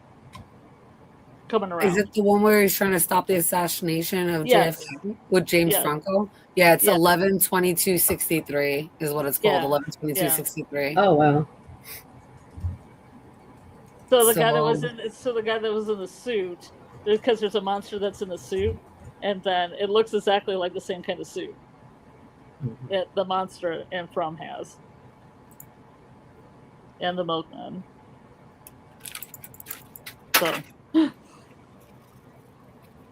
I don't know if I can actually find the milkman. I would try. I'm trying to find it now too. Yeah. Well, why did I put in mailman and still milkman? That's not good. But it's interesting, though. I mean, the towns are like parallel, right? I don't know. I've never seen it. Jen, you said you saw it? What? 11/22/63. Oh, no, no. I'm sorry. I was talking about the picture here. The Oh, I'm photo sorry. of from. I'm sorry. I zoned out. From Oh, and that's okay. Camden, Maine. Yeah. I mean, the similarities Okay, between there's the like a towns. cowboy guy Yeah. in this Yeah. show. Right. I just saw like a cowboy guy in one of the shots here. Yeah. It's just like the milkman and like some of the other Hmm. people, and it was interesting because I thought maybe it was like an homage to Hmm. that, like 1963. I see. Maybe. So I could hit on that too. It's interesting. Okay, so we see similarities here, right? So that would kind of lend me or other people to think that this could be a parallel universe because it's the same town, only it's distorted. Yeah, yeah. Uh-huh.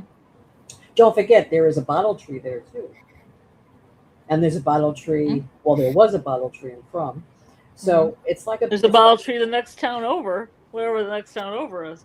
right in the park there, Yeah, the right, park. right where Henry was taking Tabitha. So there is like it's like a distorted parallel universe. Yeah. Doc, that's hilarious. But Doc said that the old Hulk series keeps autoplaying on Tubi after things you finish watching. Oh, that's I love funny. it. Oh, Jen. All right, let me see, baby. Okay. Oh, sí, lo tengo. All right. Lori, I'm gonna I have the incognito post for when you want it.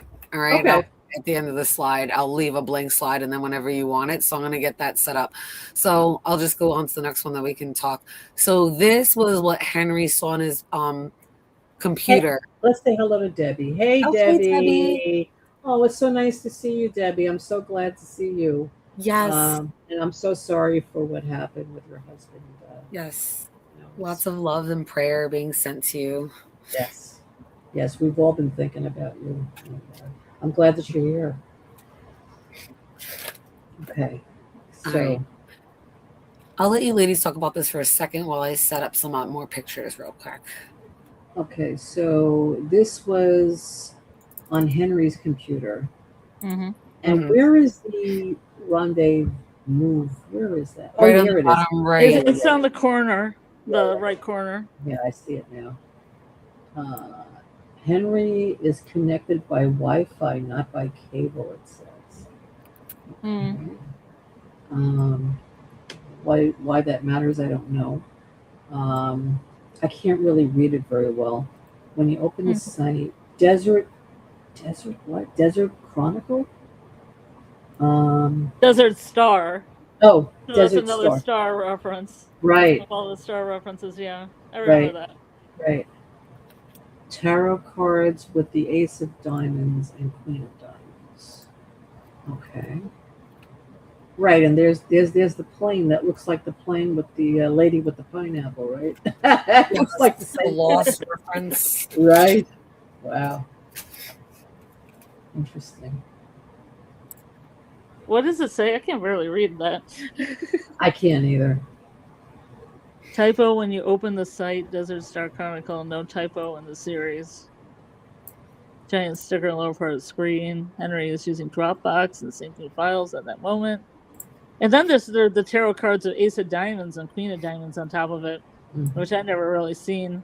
Mm-hmm. I mean, it kind of looks like the Three of Swords, but I can't be completely, you know, I don't even know those are tarot cards. But I can see the diamonds and the Queen of Diamonds, but if I was to guess, it would be the, Three of Swords, but I'm guessing. Right. Right. I mean, the only tarot card I really even saw on the show was the Justice one, because when Tilly shuffled them, she held them up and she held the top and the bottom was there. The Justice card was on the bottom. Mm-hmm. And that's the only card I think I even saw. Right. In the whole series. Right. Other than those are. Right. It could be. It might not be, but it could be. But playing cards are games, so it goes in the theme. Yeah. Yeah, it doesn't look like Tabitha and Julie. It's interesting. Oh, it's because they look so young. Like, he Yeah. looks so young looking in that. And she has her bangs there and everything. Yeah. Yeah. Well, that's Julie. Yeah. Yeah. This is probably when Jim made that roller coaster. Look how proud he is. Yeah. You he's see the probably like roller the coaster in the background. Yeah. Yeah. It's like the opening. He like cut the tape, Yeah. you know, cut the yellow Yes. tape, cut the Right. tape when he like was, you know, opening up the roller coaster for everyone. Mhm. It's funny. There's a roller coaster in the background. Mhm. Yeah. I wonder who Ethan Clark is. Oh yeah, there was series that actually was Ethan. Ethan Clark is maybe the writer of the article. Right, right. But I'm just saying, I wonder who that is. I don't know. Interesting. Considering, you know, Ethan. Ethan, right. Right. The rendezvous is there.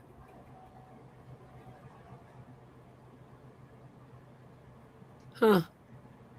Henry is Interesting. using Dropbox and syncing files at the moment. Wow. Henry is a Google account.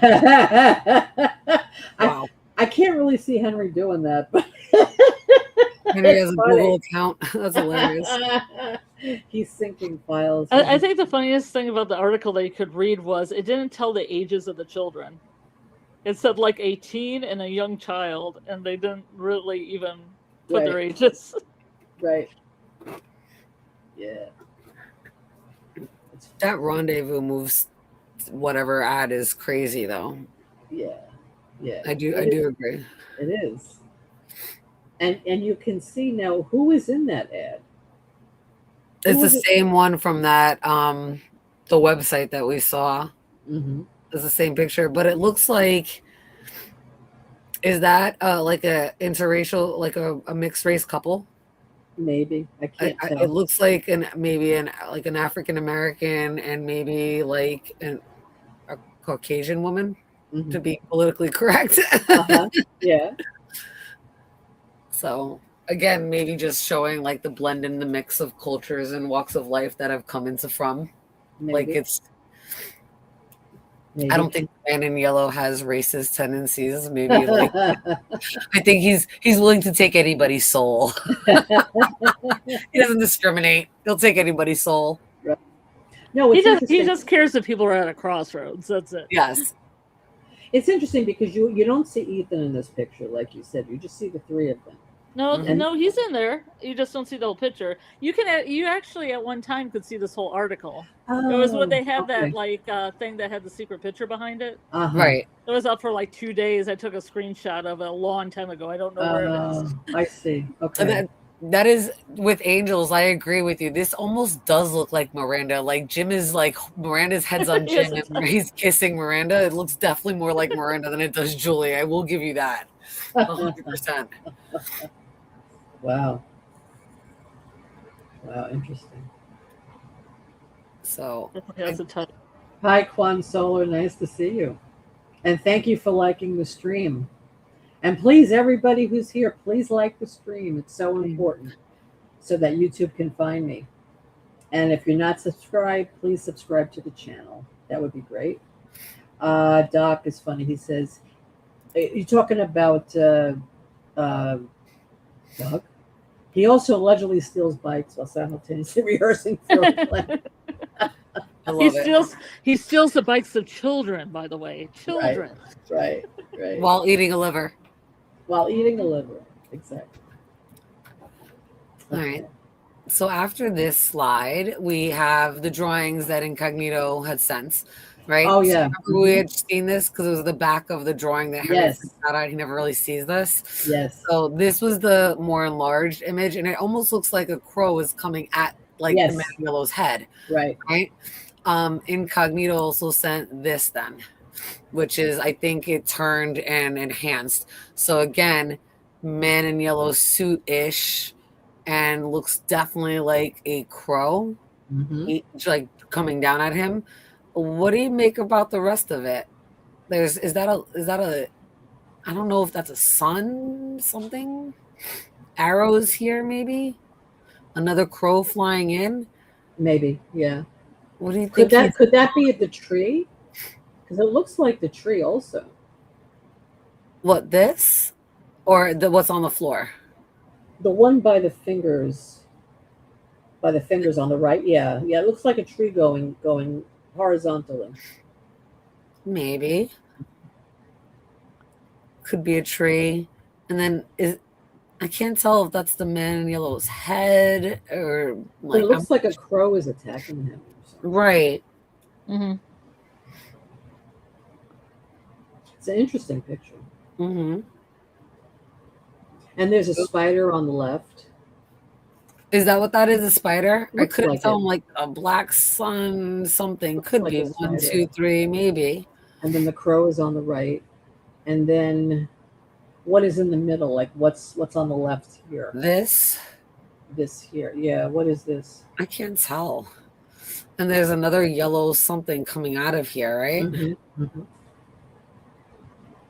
Mm. And this are those letters or DHO, DHD? I just know it doesn't look like Victor's drawing. That's all but it is supposed to be his. It doesn't look like it though. You know. Yeah, I can't tell. There's more of that red here. And then, like, I don't know what he's standing on or in. I can't tell. Mm-hmm. I don't know. But I'm just saying they're trying to say that this is Victor's drawing, and I don't see it as Victor's drawing. I mean that's just the problem with the way they want us to believe these drawings are Victor's, but it looks like it's done by different people. It can't be, you know. Mm-hmm. Right.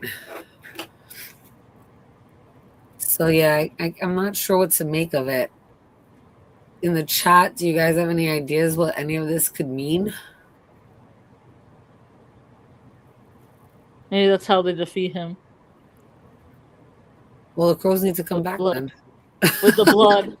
With the blood and the crows. Doesn't this look smoke. like his crack over here? I was thinking of dog shapeshift. Doesn't it look like his crack? Oh. Wow. It does. I mean, if you tilt your head a little bit, it looks like he's naked, right? It's weird. Well, he does get naked in the show. Yeah, but I'm saying it looks like that. Am I reading into this? I don't know. Maybe I'm delirious. No, but it does look like it, though, right? Well, you can't see my cursor. Yeah. Do you see, Jen, where I'm talking about? No. Okay. So You look. tell me, here's my cursor. Where do I move it? Where's your cursor? Right here. Move it down. Down to the right. A little more to the right.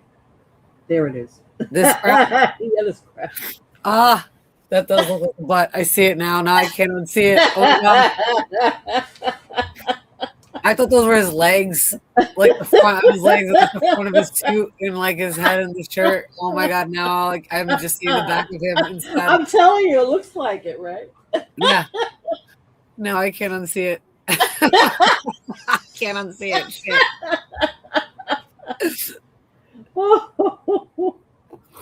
Shit. Somebody said a recon cried, do a side-by-side comparison if it does crack.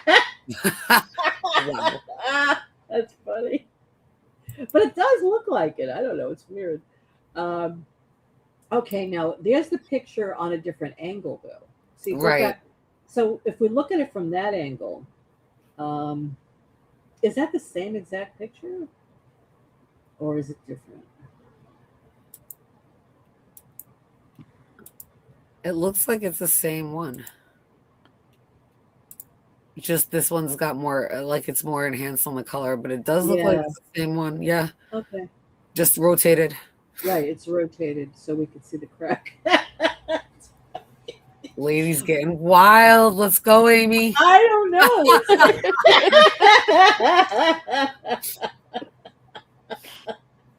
I mean, but that's what it looks like on this angle, and the other angle doesn't look like that. So that's funny. I agree, Quan Solar. I think it's like the man in yellow might have been attacking or killing somebody here, and the crows come in and attack him. Oh my God, Doc. Doc, Tristan passed away? Yeah, I didn't want to mention anything because I didn't want to put his business out there. Oh, I'm so Me neither. sorry. We Oh, love you, Doc. oh, I'm so sorry, Doc. Wow, wow. And you found him. Oh, Doc, I'm so sorry. Wow. Oh, he slipped off the bed.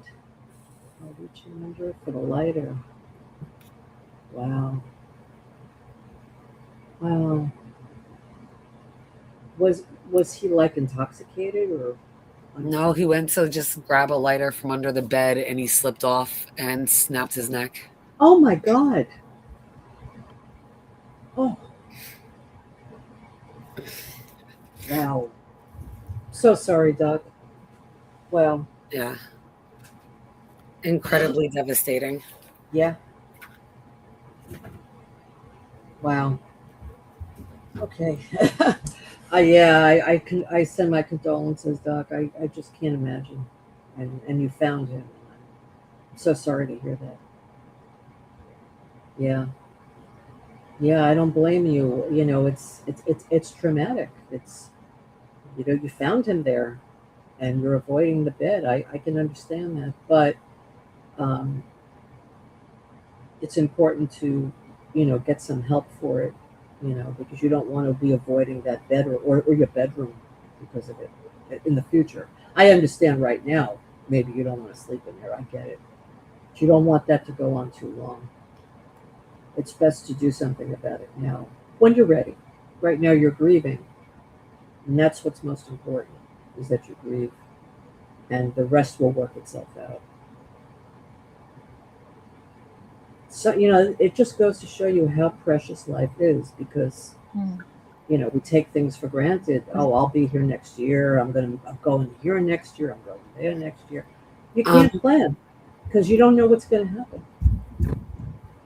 Let's move on in the slideshow. Not that I want to break it, but that way it's not too heavy on anybody here. I understand, but I also just want to mention that, and Debbie too, because it was very sudden with her husband, and both of you. I mean, I feel for. And Jazzy from Cyborg Queen of Oh Media. yes, Yes. right, Jazzy too. Yes, Yeah. these It's been sudden a lot of deaths. loss. It's been a lot of loss, and these sudden deaths are very traumatizing. And we question why did this happen, and could this, what's the point of everything? And it's normal to feel that way, but it's also important to grieve and to really get in touch with those feelings, no matter how painful it is, because you are remembering that person, what they meant to you. And of course, you're going to grieve them. You love them, you're gone. So I just want to say I'm sorry to all of you. And I pray for you. And I hope you find peace at some point. But for now, grieving is what is needed. Okay. This is the picture with the man in yellow with the child, right? Yes, this is the one that Incognito had asked about, and I had this one. So Victor is drawing this when Tabitha comes in, knocking on the door, telling him to tell Ethan it's not true. Remember, she's like, tell him it's not true. So she interrupts him, and I find it, so he's got the sack of teeth right next to him. He's clearly pulled out 2 teeth, and he has a yellow crayon on his hand because clearly he's about to start drawing the man in yellow, which we can see looks like there's blood coming out of his hand. He's got the claws out, and that's definitely a freaking child in his hand. That is not an adult. Mm-hmm. And do you guys remember what Eloise was wearing? No. Was she wearing a greenish blue shirt? I don't remember. I'm gonna find the picture. So for one, he was in a root cellar, so it was dark. Right. So it could have been bluish green. I remember he doesn't serve though. But it'd probably be easy to find out because there's that one scene, where Miranda leaves. If you just put Eloise and Victor as kids in there, you probably get something. I did. I got it. You can't tell. She's got a sweater, and I can't tell what color it is. Here, let me copy this image and drop it in. I can't tell what color she's wearing. Oh, just want to say, Amy, I'm sorry about your sister. It's so hard when you lose somebody so close. Yeah, there's been a lot going on this Sorry, year. Amy. Yeah. All right, so let me come here. All right.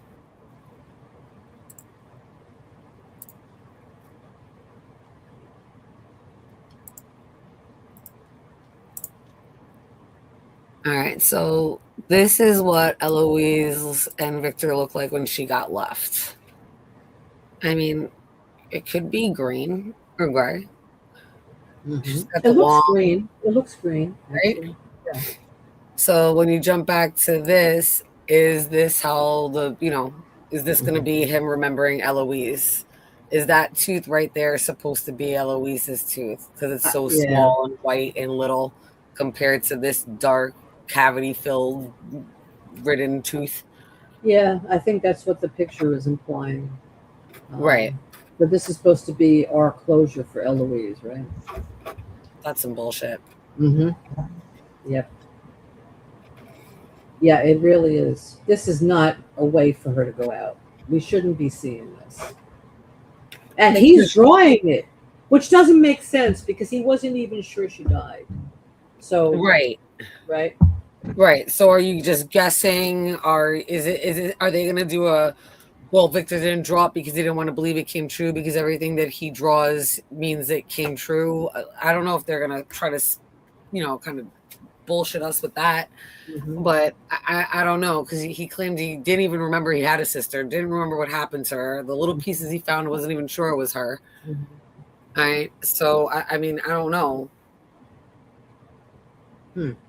I mean, saw him come out of the root cellar, walk towards the boy in white, like walk out around town, saw the boy in white, clearly was not by the bottle tree where we saw Tabitha witness Smiley kill Miranda, unless he dragged her back to town dead.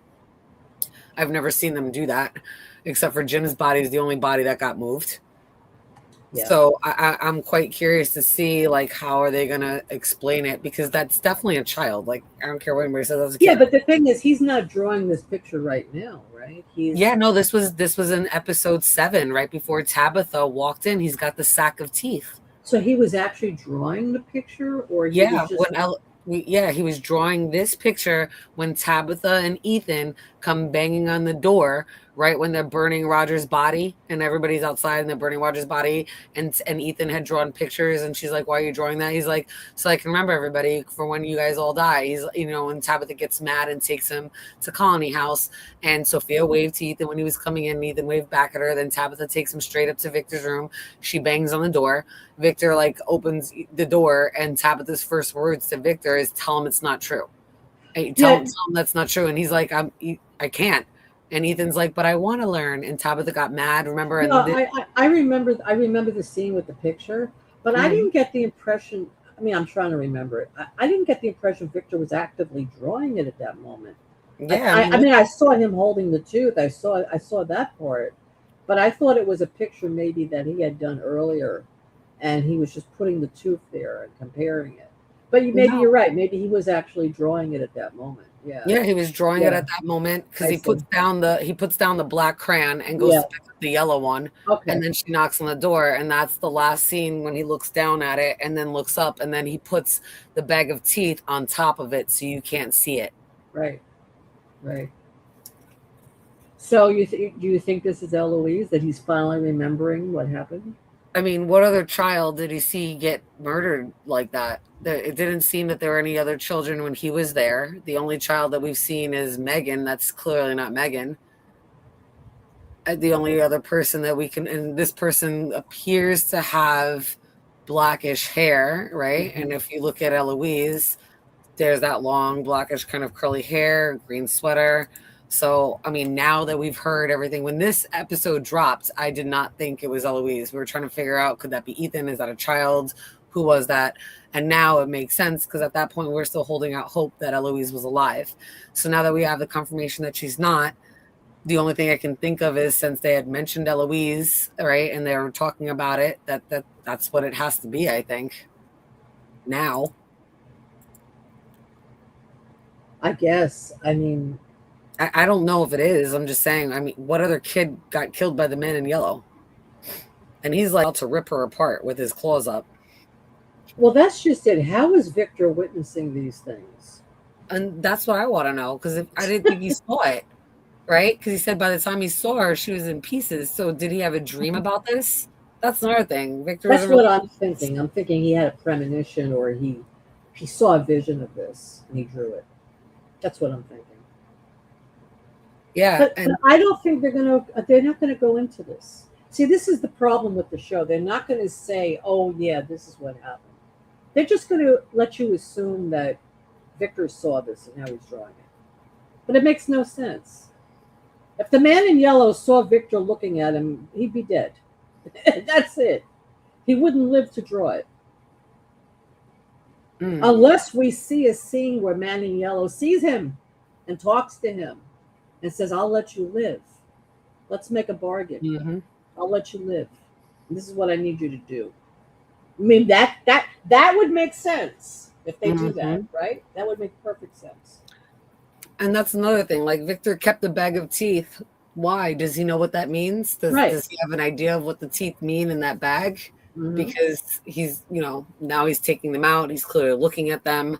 Does he know who the teeth belong to? Because he's seen so many people and kind of maybe can guess maybe where some of those teeth come from. I don't know.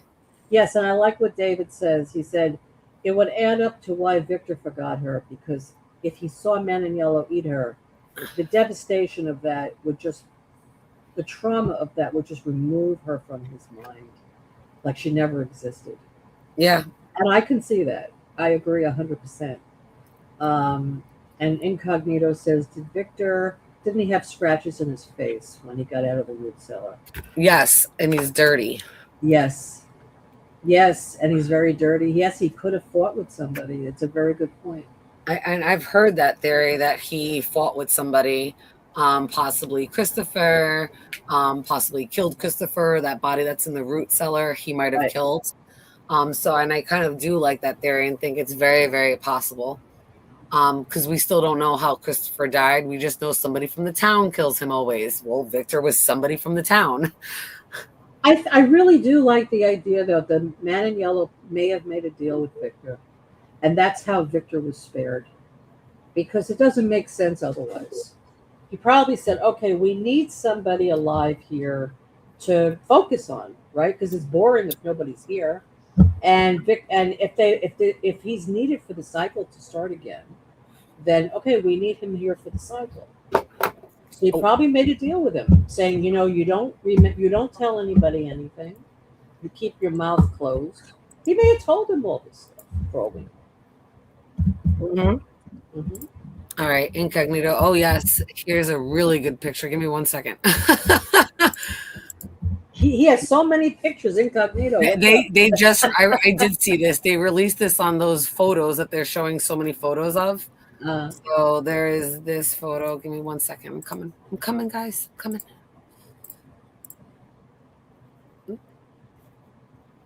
Where are you going? There we go.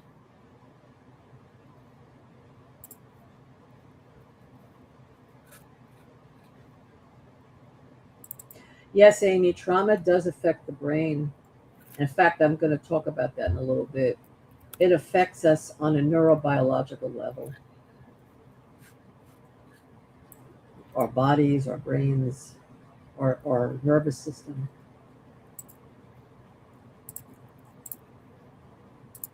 Yes, it rewires your brain, Consoler. Yes, it does. It literally rewires the brain. And that's why people, when they witness trauma, they really need to seek help for it, because if not, the brain is rewired and it doesn't go away. That's where post-traumatic stress disorder comes from. It continues. It's continuous. All right. Okay. Here is the picture of Eloise, but this is what Incognito just sent. Here's the picture of Miranda, Eloise, and Victor from wow. So she has a brown shirt. Look at that.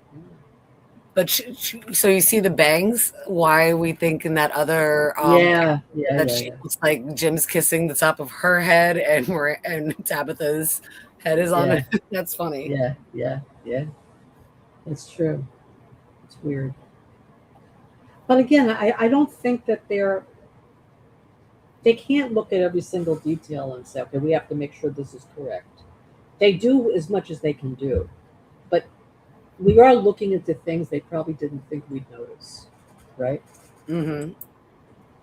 So yeah, I mean that does look like kind of like a greenish shirt, and he doesn't have that many crayons, so that's probably the closest. Even if that's like a deep green, like a forest green. So looking at what she's wearing and everything, like I said, he's still putting color to it. He just finished drawing the black. He Mhm. must have done her first and the red, because we only see black and yellow here. We don't see the red and the green. But yeah, I mean, it could be. We have no idea. I'm just saying, since we're gonna go with the man and Eloise is dead, and that Victor's story is clearly correct about her being torn apart into such little pieces, that and the way the man in yellow's arm is being raised with claws here, like he's about to tear her apart, and she's bleeding. I could see that that's a possibility, or he might have even tore her apart in front of Victor. Yeah, The way that they tore Tai Chen apart in front of Boyd. yeah. And maybe that's how he broke Victor. Well, he didn't have to. I mean, she could have been dead already. He could have been just carrying her. It might be, but still tearing him apart in front of Victor to really traumatize him the way the Oh yeah, monsters tore apart Tai Chen to try to break Boyd. They could have been taking a lesson out of the Men in Yellow's page, because they've seen him do the same kind of a thing, right, where he's in front of somebody that he's going to let live, has right. torn a loved one apart just to break them, because he knows now Victor's all alone. Maybe he wanted Victor not to go out finding answers, not to seek anything, kind of just to stay hidden and quiet. And with time he'll forget everything, and the cycle can start over again, because he's obviously still alive. Maybe again that's part of the rules. I wonder if what happened was after Eloise left the root cellar. I wonder if Hmm. Victor left right after her, and he ran after her, and then they found a lot of people already dead because the massacre had already started. And that's when maybe Man in Yellow grabbed her. And that's when he told Victor, you want to stay alive, this is what you have to do. And he could have killed her right in front of him. Mm. And then he would have gone back to the root cellar because maybe Man in Yellow told him to go back to the root cellar. Right. Or he just ran back because he was like, I never should have left here. That's where mommy told me to go. Mhm. I mean, can you imagine something like that? I mean, poor Victor. I mean, if something like that happened, it would explain why he forgot about her completely. It really would. Right. I mean, think of the guilt. Man in Yellow killed her, but I got to live. Therefore, she can't exist. Therefore, she never existed because I can't live with that. Right. That would make perfect sense. We'll see. So yeah, great picture, Incognito. Thank you so much for sending us these pictures. I truly appreciate you, dear. And that's it. And then we're to the peach tree and the brain stuff between Incognito and you. So that's the next thing that's up. Okay, what about you, Jen? Did you want to talk about something? Not at this point. We went through a lot. I'm going to be quiet. I spoke a lot last time, and I've been adding in. I'd rather you guys go, because it's late. It's almost 2 o'clock in the morning. So definitely get your stuff in. I'm sure we'll visit this again. Scarlett, are you there? Yes. Oh, she's there. Okay. Okay. No, I was just looking something up and it was making noise, so I didn't want it to Oh, no problem. affect All your. right, so I'm going to put up this presentation here. And Jen, keep yours up so I can refer to that slide. Which is the slide? Okay, let me do this first. Okay. So David Agile, David, I don't know if you're here right now. He was here earlier. David Agile comes up with a lot of great ideas, and he has so many different theories. And one of his theories that I really liked was about the inner child and how the characters in From may be affected by this psychological concept. And I'm going to read you something he wrote because he said, oh, he's here. Good. Hi, David. So he said, what if Jade's code, because Jade had that company, what if Jade's code addresses neuroplasticity in creating a space for healing trauma by sending love to the inner child, possibly for people who are suffering like from a traumatic brain injury or dementia or in a coma. In other words, so finding ways to treat people who are suffering through trauma. And maybe this is what his company was involved in. And then this is how it manifested into the town of From. So your inner child, what is your inner child? Your inner child is the part of you that has been hurt through childhood trauma, the part of you that was criticized, unloved, experienced traumatic things that happened to you. And as you get older, you think, okay, that's my past, that's my childhood, I'm not going to think about it. But it never goes away.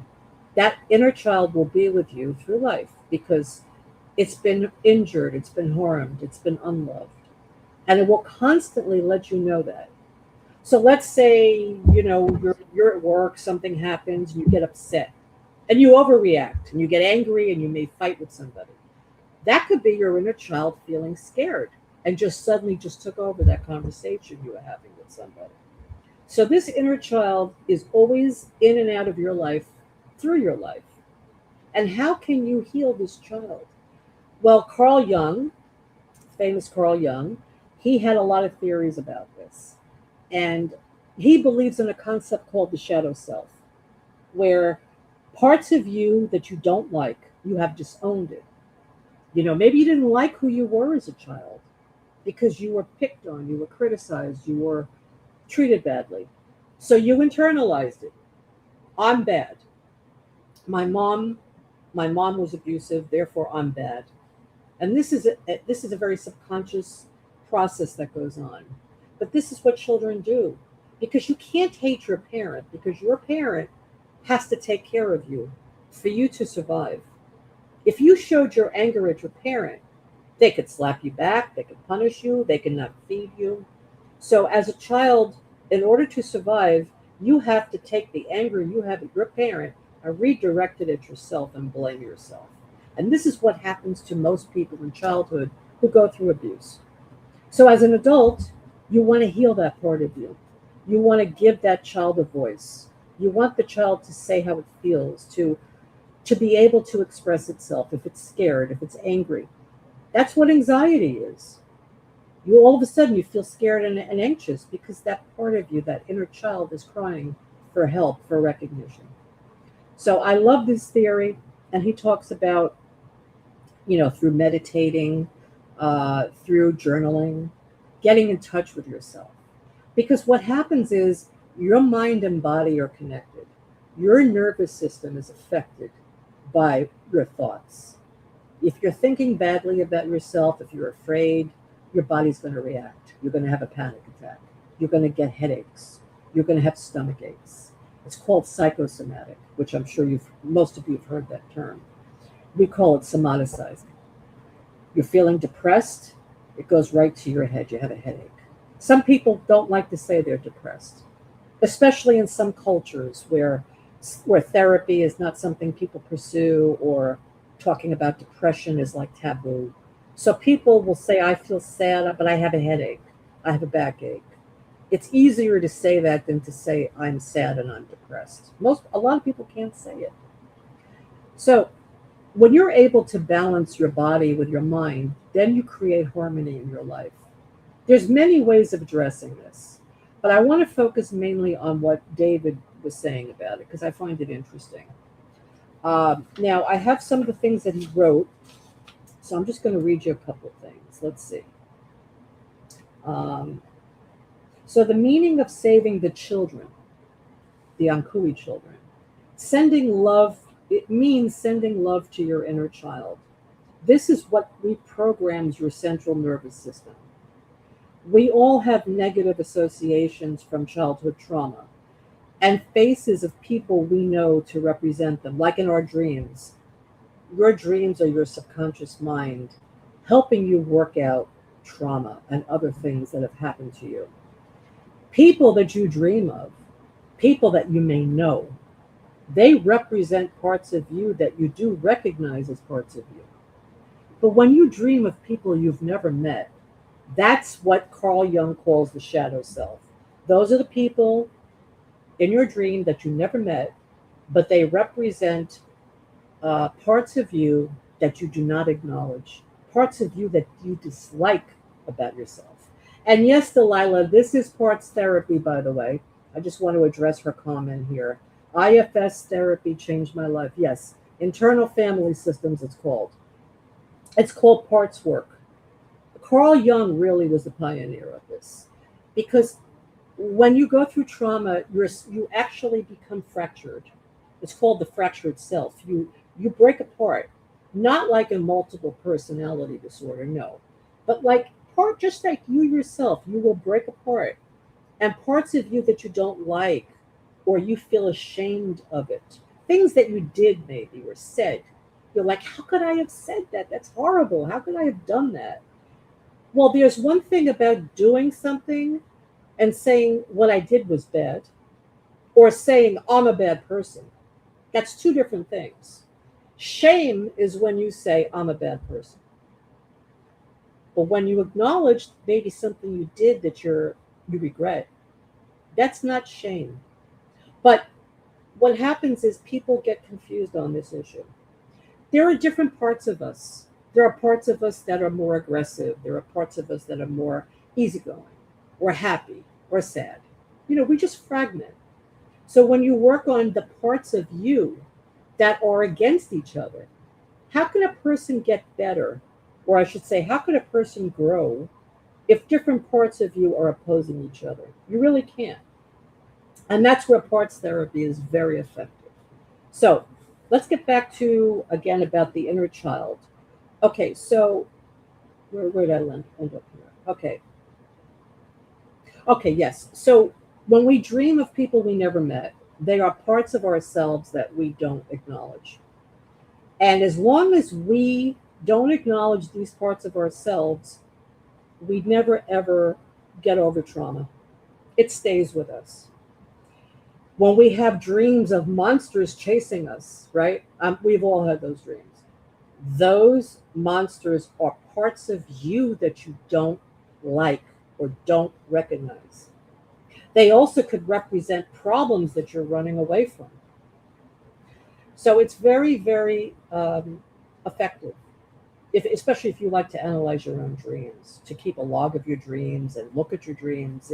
It tells you a lot about your subconscious mind. But anyway, so psychological patterns and archetypes that overtake the mind. But we can end suffering by turning negative emotional associations to positive ones, by remembering and changing what you identify with, mind over matter, pain and suffering. We can experience pain briefly, but the suffering can last hours, days, weeks, exactly. So we must realize that we put ourselves in the suffering, recognizing the peaceful and wrathful deities. Oh, okay, he goes into some mythology here. Okay. So saving the children and from symbolizes the act of sending love to your inner child. New studies show that childhood trauma can rewire the brain, just what Quan Soler said, and the nervous system, leading to lasting changes in emotional regulation and physical health. Because if you are living under constant fear of anxiety and depression, it's going to affect your physical body. You're going to have all kinds of symptoms. So the amygdala is the part of the brain that is the fight or flight center, the part where the anxiety really jumps up. And the prefrontal cortex are also deeply affected. And they cause anxiety and hypervigilance and also chronic illness. People who are chronically ill, even physically ill, a lot of the times it is from a psychosomatic condition. So healing is possible through neuroplasticity and trauma-informed therapies. Absolutely. So what David is saying is Jade's company focused on neuroplasticity and focused on healing people who have gone through trauma. And basically, this is what the whole From Town is about. So he created, what he did was he took a map of the brain and he laid it over the map of the town. And he wrote the corresponding parts of the brain to the parts of the town and what they represent. So I'm going to show you in the next slide. Let's see. Where's the next slide? Here we go. Okay. So it's called the seeking system. All right. Okay. So here you have parts of the brain. And they all have different functions. But basically what he did, and I really like this, let me go forward. Okay, so he explains what these regions are, and we'll go back to that. I just want to show you the town. So he put this over the town, and it's remarkable. I don't know if you can really see it in the slide, because the slide is pretty large. So here's the town, but he actually put the brain on top of it. And it corresponds to different areas of the town. Like here, the hypothalamus is kind of in this region. The pituitary gland is in this region. And basically, they all have different functions, all these regions. Now, let me just double check. Okay, right. So I'm going to read you what some of them are, okay? So in the frontal lobe, where is the frontal lobe? Here's the frontal lobe, okay? This is Colony House, and it represents rapid healing. It sits perfectly in the frontal pole region, and it's about executive functioning, basically. It commands the autonomic nervous system to switch from fight or flight to the parasympathetic rest. This area also down-regulates cortisol, allowing tissues to rapidly repair, which we've all been saying. If anyone who lives at Colony House, they are healing rapidly, right? We talked about how Christy has had a problem with her leg for so long being at the clinic. But yet anyone who's at Colony House, really, look at Donna. Donna's up on her feet already, you know. So there's something to be said about that. So in David's map, so if we go, it's hard to see in this picture.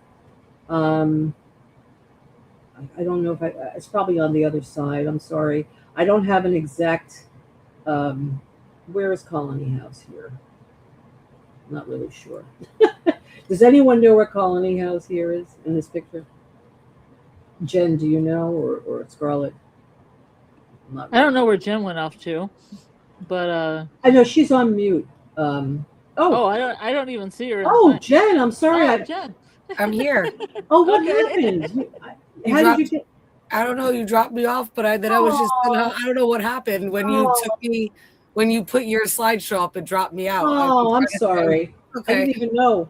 I've been talking and talking. I didn't even know. I'm sorry. So do you see where the church is? The church, yes. It's right where the frontal lobe would be. Right above the church is where Colony House is. If you go back to my map, you can see it. So if you just switch over real quick, because yours is a little, like it's cutting off the top of it a little bit. So go back I thought Colony House was way far away from the town. That's what I thought. It is, but it's still above where the church is. Like you walk around the church and kind of go up that road, and that'll take you to Colony House. Well, here is the motel, and Boyd spotted the hanging bloody bag here. So if he was here in Colony House, it would make sense, right? Yeah. Yeah. So wait, so I'd have to go back to yours. Okay, I'm sorry, I don't want to lose what I have here. Okay, maybe I'll go back to that. Okay, wait here. Okay, wait. Let me remove this. Let me put yours back. There, okay. See, that's Colony House. They're definitely not this close, but that's where you would go. And so here's Colony House above the church, which would be the prefrontal cortex. I see. Okay. All right. So it's interesting, and it is above the church too. Which again, if you look at the healing power of religion and spirituality, it's right above it.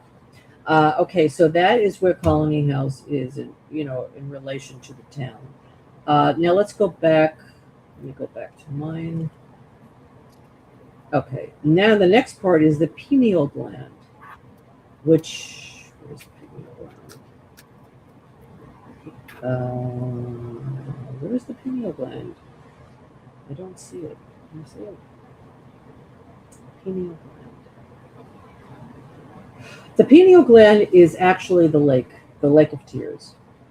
The enclosed body of water surrounded by tall trees, situated in the middle, aligns with the deep central location of the epithalamus. The epithalamus. So would that be where the pool is? He said it's the lake. Maybe not the Lake of Tears, but maybe just I don't All think it's right. the Brundles. Yeah, Yeah. if you look up at the back to the map, there is a lake. Okay, let me go back to yours. You mean your map or Oh, mine? okay. Or can I see it on here? Right there. All right. So, oh no, you can't see it on yours either. But there's a lake over here. You said. Yeah, it's right. It's right at the very top above, like where the Y is in the black lines. It almost makes a Y. Mhm. Right Let up me from that. let's see. So here is the what I thought would be the playground is a pool, but right up here is where that Y is, and this is where the lake. There's a lake here. Mhm. There's a body of water here. And there's the lighthouse. So the Lake of Tears is what we say is underneath the town, right? It's in the caves. That's what we're speculating. Yes, So this is just a regular lake. This is not the Brundles, though. Where is the Brundles? I thought the Brundles was right here. Do you see where this is? Oh, yeah. And the clinic is right here. So between Colony House, when they walk through the woods before they get to the clinic, this would be where it is. And then remember how they took the long way down and they were walking this way and they went by where the barn was, where that's where Julie found what was going on with Ethan. Mm-hmm. And when Nathan got killed. Right. So I believe this is the Brundles because it's small. This is Yes. definitely a slightly bigger body of water that is not the settlement clearly, and I haven't seen them go to yet, but it's very close to the clinic. Yeah, but we haven't seen them go there yet. Right? Mm-hmm. Very interesting. And the cannibal village. Where is the cannibal village? You don't see it on this map. The only thing I can think of is, do you see right over here where the lighthouse is? There's something going on here or this. So I would think, but that's, like I said, far out, like way farther out from here, because remember, they walked for like half a morning. Like they walked for a couple hours, so they have to be way off of this map to get to Cannibal Village. Right. Okay. So the lake part, which again is circle where the lake is again, right? So that is it represents physical healing of wounds. It's the seat of the soul, or a gateway to higher consciousness. Okay, not for nothing. There is an arrow from that lake going straight to the lighthouse. I'm just saying. Yeah, exactly. And it's surrounded completely by trees, I'm assuming, or mountains. So maybe they haven't crossed there thinking they can't get through there. I'm not sure, because I don't think that they're there. I think this is the Brundles here. Okay. Even though it's not named, I think this would be the Brundles. Right. Because they walked from Colony House through the woods, right? Got to the Brundles. And then from there, they walked around to get to where the barn was. Is. What is the thing above the Brundles? What is that? This, I think, is, that looks like, I'm not sure if that's a tornado, right? And that's definitely like the cloud. So, or to me, it appears like it's a very cloudy, I can't tell what that is. Maybe it's the top of a bottle. I see. Interesting. Okay. Now let's go on to the brain. It almost looks like a storage thing, like another root cellar or something. Oh, that it could be that, or a tower. You know what? I thought it was a circus. That's like the big tents, right? The top of the tent. I have circus on the brain tonight. Yeah. Okay, let me go out of this one. Go back here. I want to go back to the brainstem. So here's the brainstem. This we can see clearly. The brainstem is the exit road, the long straight line shooting directly downward toward the bottom left corner mirrors the brainstem. The physical pathway out of the main structure, right? So that would be the road leading in and out of the town. It maintains the baseline subconscious vitals, heart rate, respiration, needing to keep an injured body alive. So it just maintains the vitals basically. But it could also represent the exit road. Because again, if the whole brain is from the town, the brainstem could be seen as the exit road. But there is no way out though, because the brainstem doesn't, you're not going to be going down here. You go as far as you can and then you got to go back. So it is like a loop, right? You are going like this. Mm-hmm. There's no way out. Okay, then there's the limbic system, which would be the town center where the houses are. Limbic system. Yeah, I'm sorry, I don't see it in here. Limbic system is where the houses are in the town. The cluster of small residential buildings in the middle. It occupies the central core of the amygdala and the hippocampus, and those parts process threat, memory, and emotional survival. It's like a gatekeeper. So if it remains trapped in acute panic, it floods, right? The body will have inflammatory chemicals that will completely freeze physical recovery.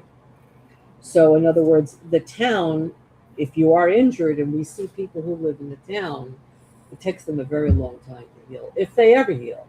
Christy's leg, she's never healed. It will be interesting next season if she actually goes to Colony House with everybody else and how fast her leg heals. I would think that would be wild. Right? Everybody else in Colony House healed awfully quickly. I mean, Yes. Randall scarred forever until he went to Colony House. Right, and then she'll be able to walk. She'll be fine after that. So this is basically David's theory. I really like it. Again, I just did a very rough presentation of it. I didn't really have time to go into a lot of depth, but I like it. I like the idea of the brain and the corresponding parts of the brain corresponding to the town. I would like to know more about it from him, and maybe we could do another presentation at another time. Now, let me see Incognito's. You have his, right? Let me pull this up. Okay. Okay, Jen. So can you show me Incognito's picture? Jen, you're muted. Oh. I don't have anything on specific on it, but again, this Right. is the entire map from the pastry shop. Right. And then here is the brain. So he has it flipped, right? So it's flipped out the other way. Okay. And then he also laid that same image, overlaid it on top of the map of the map of the from. Yes. So he has it that way, and then again here is the actual map, but he has it laid over. So just looking at where things are. Right. And if you look, there's sailboats on here. It actually shows it like it's on an actual, like it's its own island. Yes. Right. Yes, I like it.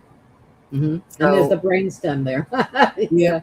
Yep. Very similar. The hypothalamus and the pineal gland are very similar located where you had there's the amygdala. Yes. Right. Yes. Oh, I went too far. I went the wrong way. Mm-hmm. So yeah, I like that. Yeah, I like it. Go forward. Yeah. So this one is a little harder to see, but you could see this is the town. Right. There's the temporal lobe is here. The frontal lobe he has here. Mm-hmm. The parietal lobe is here. It's hard to make it out, but I'm assuming it's very similar over here. Has got to be where the pineal gland and the hippocampus are. Mm-hmm.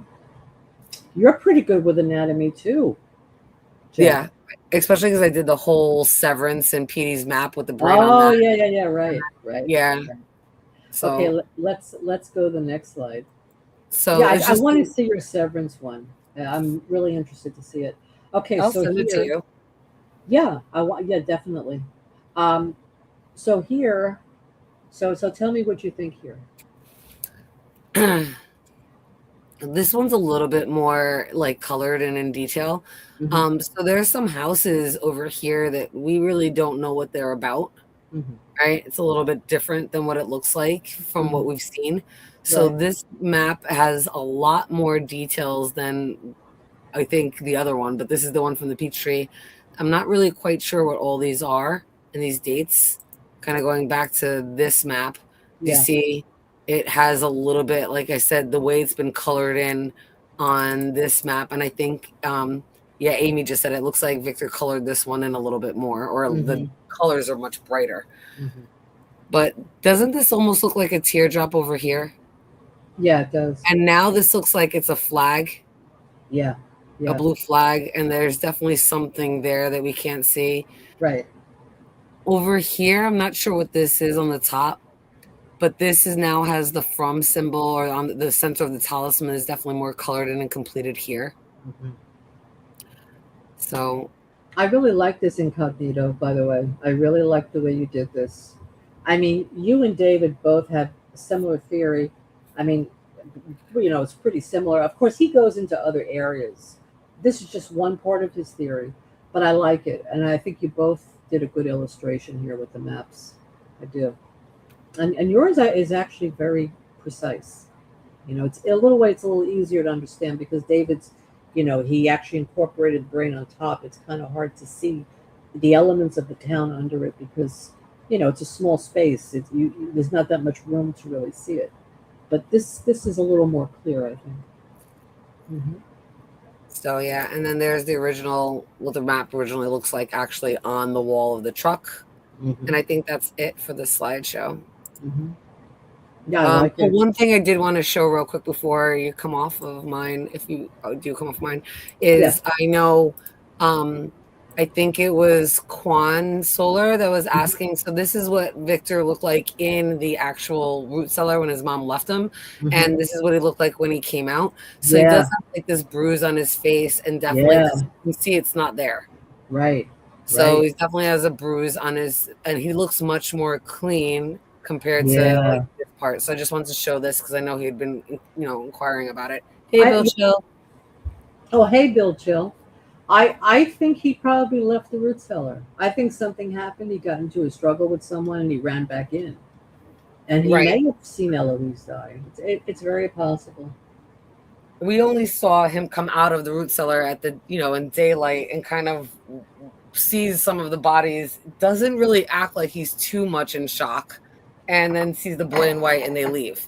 So Right. that doesn't mean necessarily that's the first time he came out of the root cellar. The showrunners might have just wanted us to think that, but Right. clearly something happened. Or maybe, maybe he just laid down in the root cellar and slept on his cheek right there. I mean, it could just be something as simple as that. Right. I don't, again, we're just critically analyzing. I don't want to make any theories. Who knows what it could be? Right. Right. Yeah, we don't know, but hopefully they will revisit this. I Right. hope so. Because you can't introduce all these different things and then not follow up on it. I mean, do they really think the audience is not that smart that we don't see these things? Well, the way they actually spoon fed us season 4, like we're idiots, and then had that. I actually do think that because the audience has gotten so big now that they have to, conform to the demands of a higher audience. Because I know that they were not dropping clues and spoon feeding us the first 3 seasons. That's for damn sure. And we figured a lot of stuff out and came out with amazing theories. Right. Right. And now it's just kind of, they're trying to dumb us down. It's shot to shit. Yeah. They're dumbing us down. They're like, okay, we wanted you to like the show and really, theorize. And now we're like, okay, well, we're almost done with the show. Just let it go. Debbie Ebby just pointed out something. So I'm going to jump back to that map real quick. Uh-huh. Debbie Ebby said, I've always thought that the triangle green structures are not trees, they're teeth. Look at Miranda's painting of the yellow tongue monster. It has green triangle teeth. So let me find that image because I don't have that, I think, up, but I can probably find it.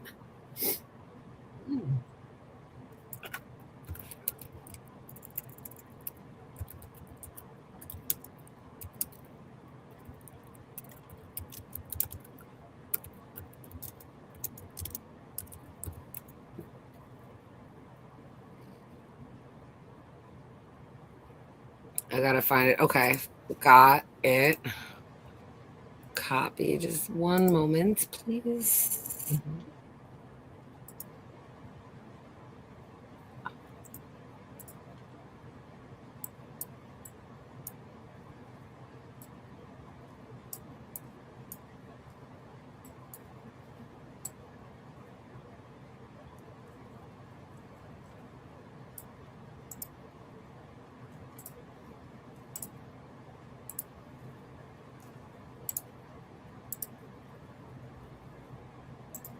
Okay.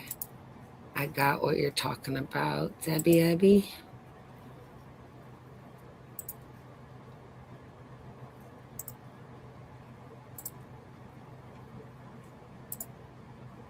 This one. See the green triangle teeth Oh, and the yellow tongue?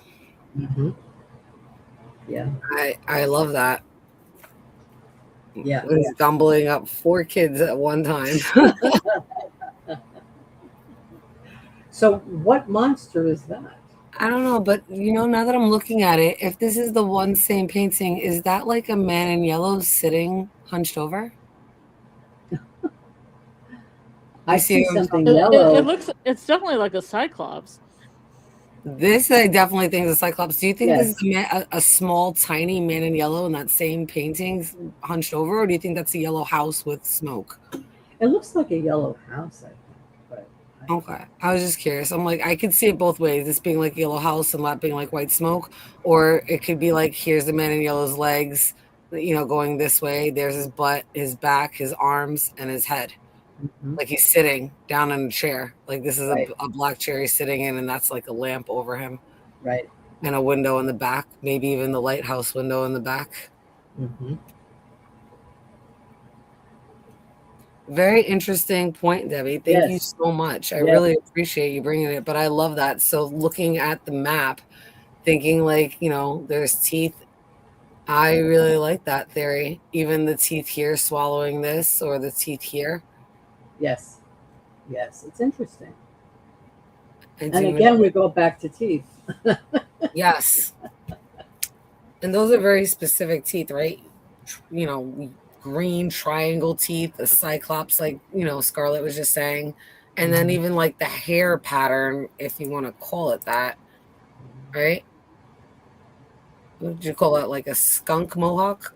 Yeah, yeah. It looks Yeah. like I was gonna say a skunk mohawk. Yeah, and look like a black neck with like a white shirt, one orange hand, one black hand with like white claws. There's Right. another little, if that's a small yellow house, there's another small house here. Right. Right. All in that same drawing. This looks like a house on its side. Yes. Yeah. No. It's. I like that. It's really freaky though. One hand does look like a bunch of foxtails. One of them looks like it has a wizard's wand, so it's eating Ethan. Oh yeah, are you talking about this kid here, or this one? No, the one that has the stick. The one I thought had a stick. Did they both have sticks? That one also has a stick. This one could be. Or those his arms? Yeah, I'm not. No, this one probably would be more of a stick, unless it's the girl's arms that's that long. But he could have this. Could be his arm, and that could be a stick. Oh, sorry. It reminds me of some Freddy Krueger thing when he used his tongue a lot. Yeah. Mm-hmm. Yes. Kind of creepy monster stuff. And red and green. Here we got red and green. Yeah, contrasting each other, and you also have the black and white. Yeah. I could only hope to see a Cyclops. I just don't think it's going to happen. Maybe it could be the Golem. Oh, please, love it. Please, for the love of everything holy, make that the Golem. Right. Right. Let that Golem come alive and fall through the floors of Colony House and maybe take out a red shirt. But then just keep running and, Right. just keep punching. Just punching everything.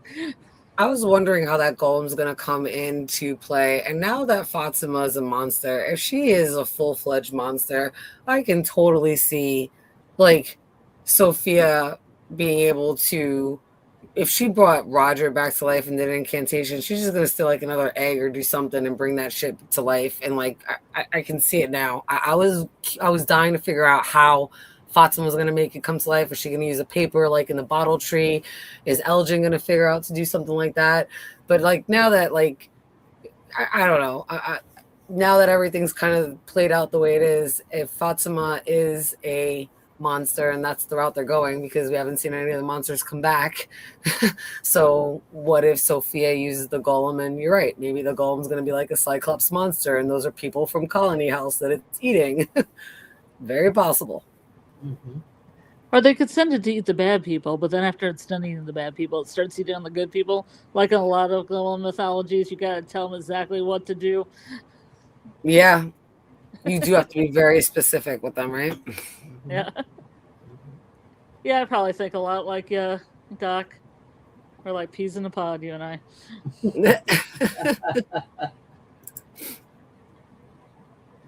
I love it. I love it. So yeah. So there are so many ways of interpreting what's going on in the show. There's so many ways. I mean, there's the mythology of it, the lore, psychology, and then there's just the thriller aspect of monsters going after people. Why are they doing it? I do think that there is some.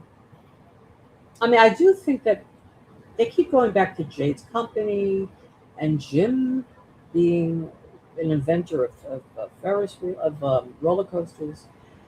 I do think that ties in some way, though. Like, I do wonder if it is a virtual reality thing. I've wondered about that. I don't know. Have they ever commented about virtual reality at all? The showrunners. Did they say it was not a simulation? I mean, I think simulation. Simulation was the most. Correct me if I'm wrong. I think that was the closest thing they said. It wasn't a dream or a simulation, and they're not dead. They're not in a coma. I thought that they covered those few things. I could be wrong. Maybe they did not say simulation. Maybe that's still an option on the table. Please, in the chat, please let me know. I think they did say, but virtual reality. What if it's a virtual reality game? So it's not really a simulation. It's a simulation for the moment, but it's just a game that you're participating in. Because I could see that Jim's background in designing these amusement parks and Jade's background with his technology, quantum physics, I believe he was working with. Maybe they developed like a virtual reality theme park, and this would go back to the circus as well. What is a circus? And a circus is an amusement area, right? So it's some kind of amusement park. So maybe they have a game, and again, it's a game where everyone is participating and you're playing a role, right? You're playing Victor, you're playing Tabitha, you're playing this one, that one. And maybe the names change, maybe the circumstances change. But basically, it's a game about saving the children. Mm-hmm. Right. And it costs us a clown because of the Send in the Clowns. Wow. Right. Send in the Clowns. There's another reference. Right. Mm-hmm. And the game and the Ferris wheel and the merry-go-round. It's like a theme park. Sometimes I think maybe there is some virtual reality here going on. And maybe I also think maybe in real life, like Jim and Jade are like buddies, and they maybe invented this together for all we know, right? Yeah.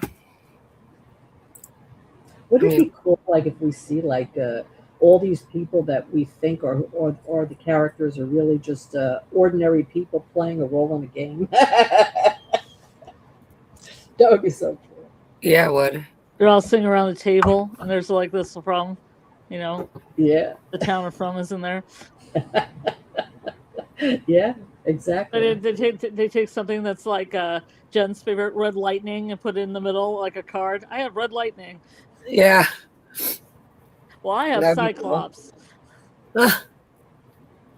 Yeah. So David said quantum algorithms are literally used for brain simulations, and that's what Jade sold, an algorithm. Wow. Yep. There you go. There you go. I mean, can you imagine if it's like Jade started the algorithm and that's what started the cycle, and like he put himself into it or got sucked into it the day he sold the company or something. I could see it. Mm-hmm. Yeah, they're testing it. Maybe he never even sold the company. I mean, maybe it's him and Jim's company, and they're testing it now. And they have people that they're testing it with. And this whole thing could just be one big game. They keep saying it's a game. Yeah. So it's a virtual reality game. Incognito says he remembers them saying it wasn't a dream or a purgatory, but he doesn't remember them saying it wasn't a simulation. Mm-hmm. So again, I might be completely, misspeaking, and I do apologize, but I'll go with that because we've spoken so much about it, I can't remember exact now. But Incognito is right. They did make it a point to say that this place exists and that the people there are alive and that they die and that they're trapped there. Mm-hmm. So at least we do know that they are alive, and if they die, they get trapped there. Mm-hmm. So. Yeah. Again, I don't. That kind of really pulls away from the whole simulation theory. Mm-hmm. Yeah. And if they, I wonder how they would trap them all into putting on virtual goggles or something like that, or being put into virtual reality. I don't know. I don't want it to be that either. I agree with Incognito. I don't. I want this to be some real fae magic, black magic, blood magic, ritual, cult-like thing that's gone down, and Tabitha and Jade, the OGs, knew they did something wrong, and in order to kind of counteract and make it right, they made their own deal to be reincarnated, to come back, and they got 10 tries to stop it. Otherwise, they will all lose their souls. But right now, they've got 10 tries. But the catch is that every time they come back to the new cycle, they got to start again like they knew nothing. Like David said, they should stick with witchcraft from here on. Yeah, I really do. They really should at this point. Definitely. Yeah, definitely got my witchcraft and fame. I'm with it. I still say that OG Tabitha light phase versus dark phase. I'm in. Yep, I still say that OG Tabitha was a witch. And she's the one that created the nightmare monsters. I would love that. That's how she became friends with some demon entity. Made a deal with him when she got older because she didn't want to get old anymore and wanted to live forever like her entity friend, and was going to take all her friends with them because they'd all made nicey nice in the town because they accepted that she was a witch or something. Mm-hmm. I kind of really like that. Mm-hmm. Yeah. I think so. I think she's responsible. I think she was a witch. I agree, Incognito. I think Tabitha is the bad one, and that's why her initial reaction is no, I can't, because initially this was her idea. And why wouldn't the man in yellow try to trick her to stop it? Because at the end, she just decided at the last minute to try to save it and go, and stop what she already had done. Right. And that's how this whole reincarnation thing happened. It wasn't because that was part of the ritual. She was like, give me 10 tries, 10 cycles to fix this and figure out a way to, save everyone from, stop them from going through with this curse. And this is the last, round if they're on, the 10th cycle. And that's why the boy in white right now is like, you're going to lose this time. And that's probably why the man in yellow is so freaking confident. He's like, I've won the last 8-9 times. You only got one more time, bro. You're done. Mm-hmm. I got the faraway tree and the talisman, so we'll see. Yeah. Yeah. No is denial because guilt is eating her soul. I agree. She rejected her responsibility. Yeah, I mean, you want to talk about getting back to your shadow self. Yep. I mean, that's her shadow self. She was a despicable person, okay?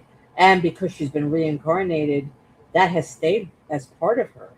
It's interesting because you can look at parts theory through reincarnation, that you retain a part of yourself in every incarnation. So that's the part of her that she hates, that she doesn't want to recognize. And that's why she didn't want to remember. We kept saying, come on, why doesn't she want to remember? Let's remember. Let's get out of this place. That's the reason. Because she and that's knows, probably why, yeah. And I think that's why. Yeah. I think that's why she hasn't really remembered anything about any of her other past lives except for Tabitha and that OG, except for Miranda, and that OG Tabitha. Because none of the other cycles matter because she's failed every fucking time. She just needs to remember the last cycle that got close and Victor's still there. so she can still save that kid. And she needs to remember like what her OG self did. Jade kind of remembers because I think he's the one that probably convinced her, I'm going along with you, but this is a really bad idea. We should not do this. Mhm. And that's probably why he remembers. And I think his emotional tie, which made him go against, OG Jade, probably go against OG Tabitha and try to even convince her not to do this, is because of the bond he made from playing music and singing lullabies to them. Mm-hmm. Right. Yeah, I mean, if you think about what they went through, it was a trauma. And they have to keep trying to save these children in order to finally stop grieving. Because they're stuck in a cycle of grief. Let's face it. They have to keep coming back and try and stop this or save the children. So it's an endless cycle of grief.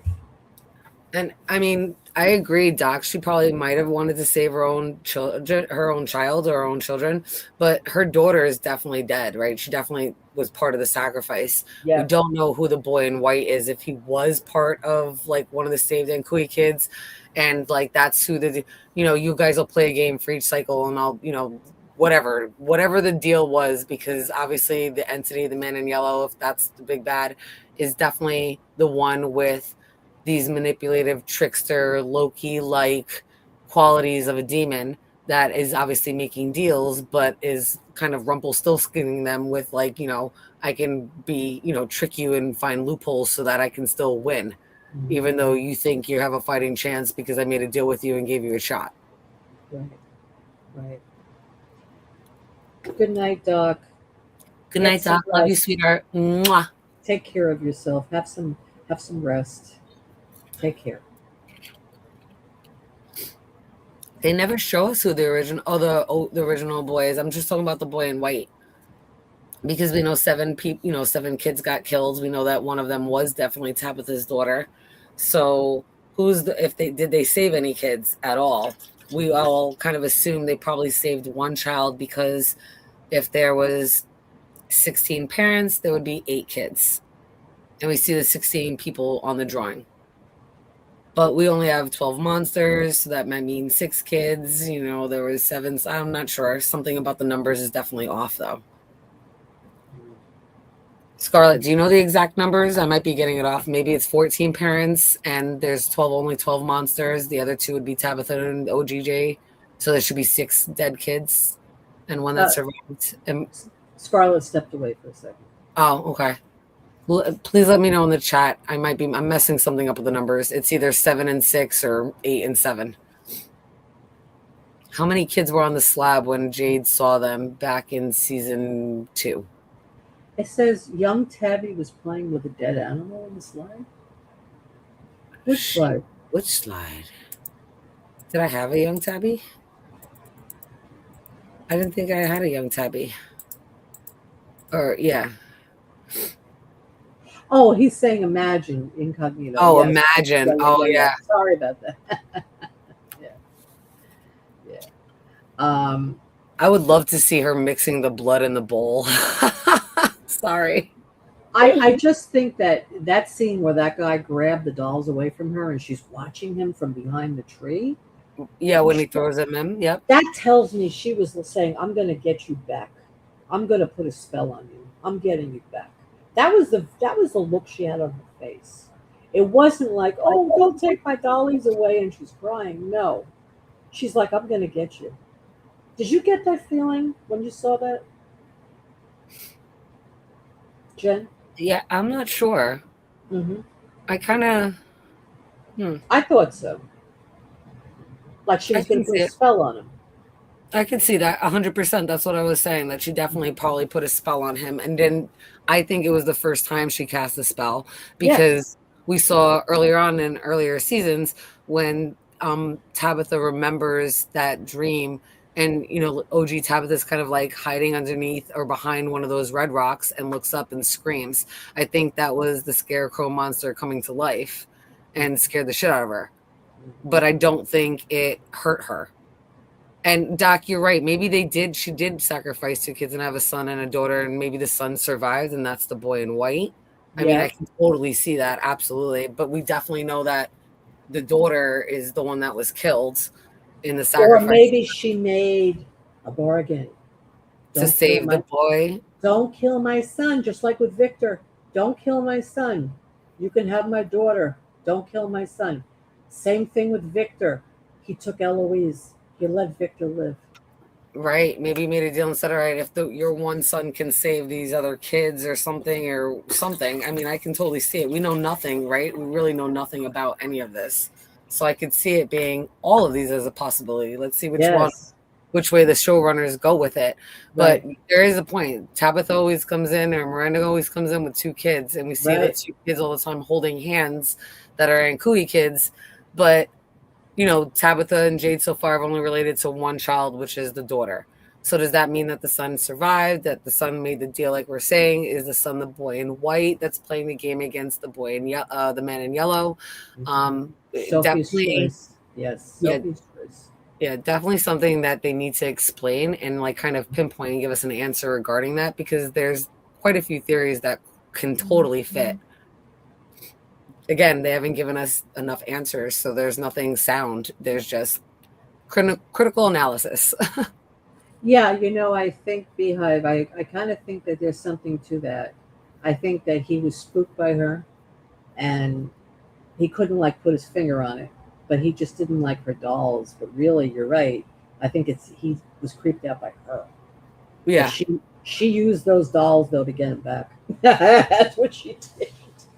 Yeah. I agree. Yeah. Wow. Yeah, it's really interesting.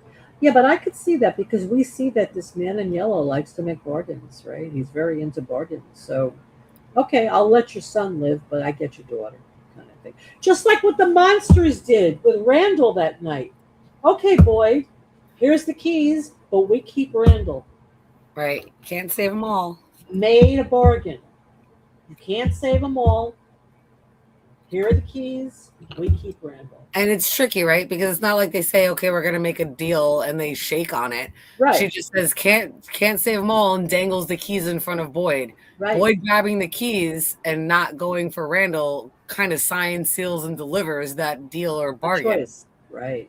So a lot of it is how it's presented in word choice. Right. And Incognito, I actually was wondering if that man could have been her father.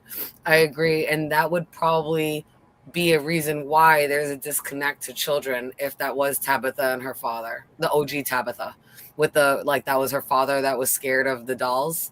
I don't know if it is. It could just be a random settler that was with them.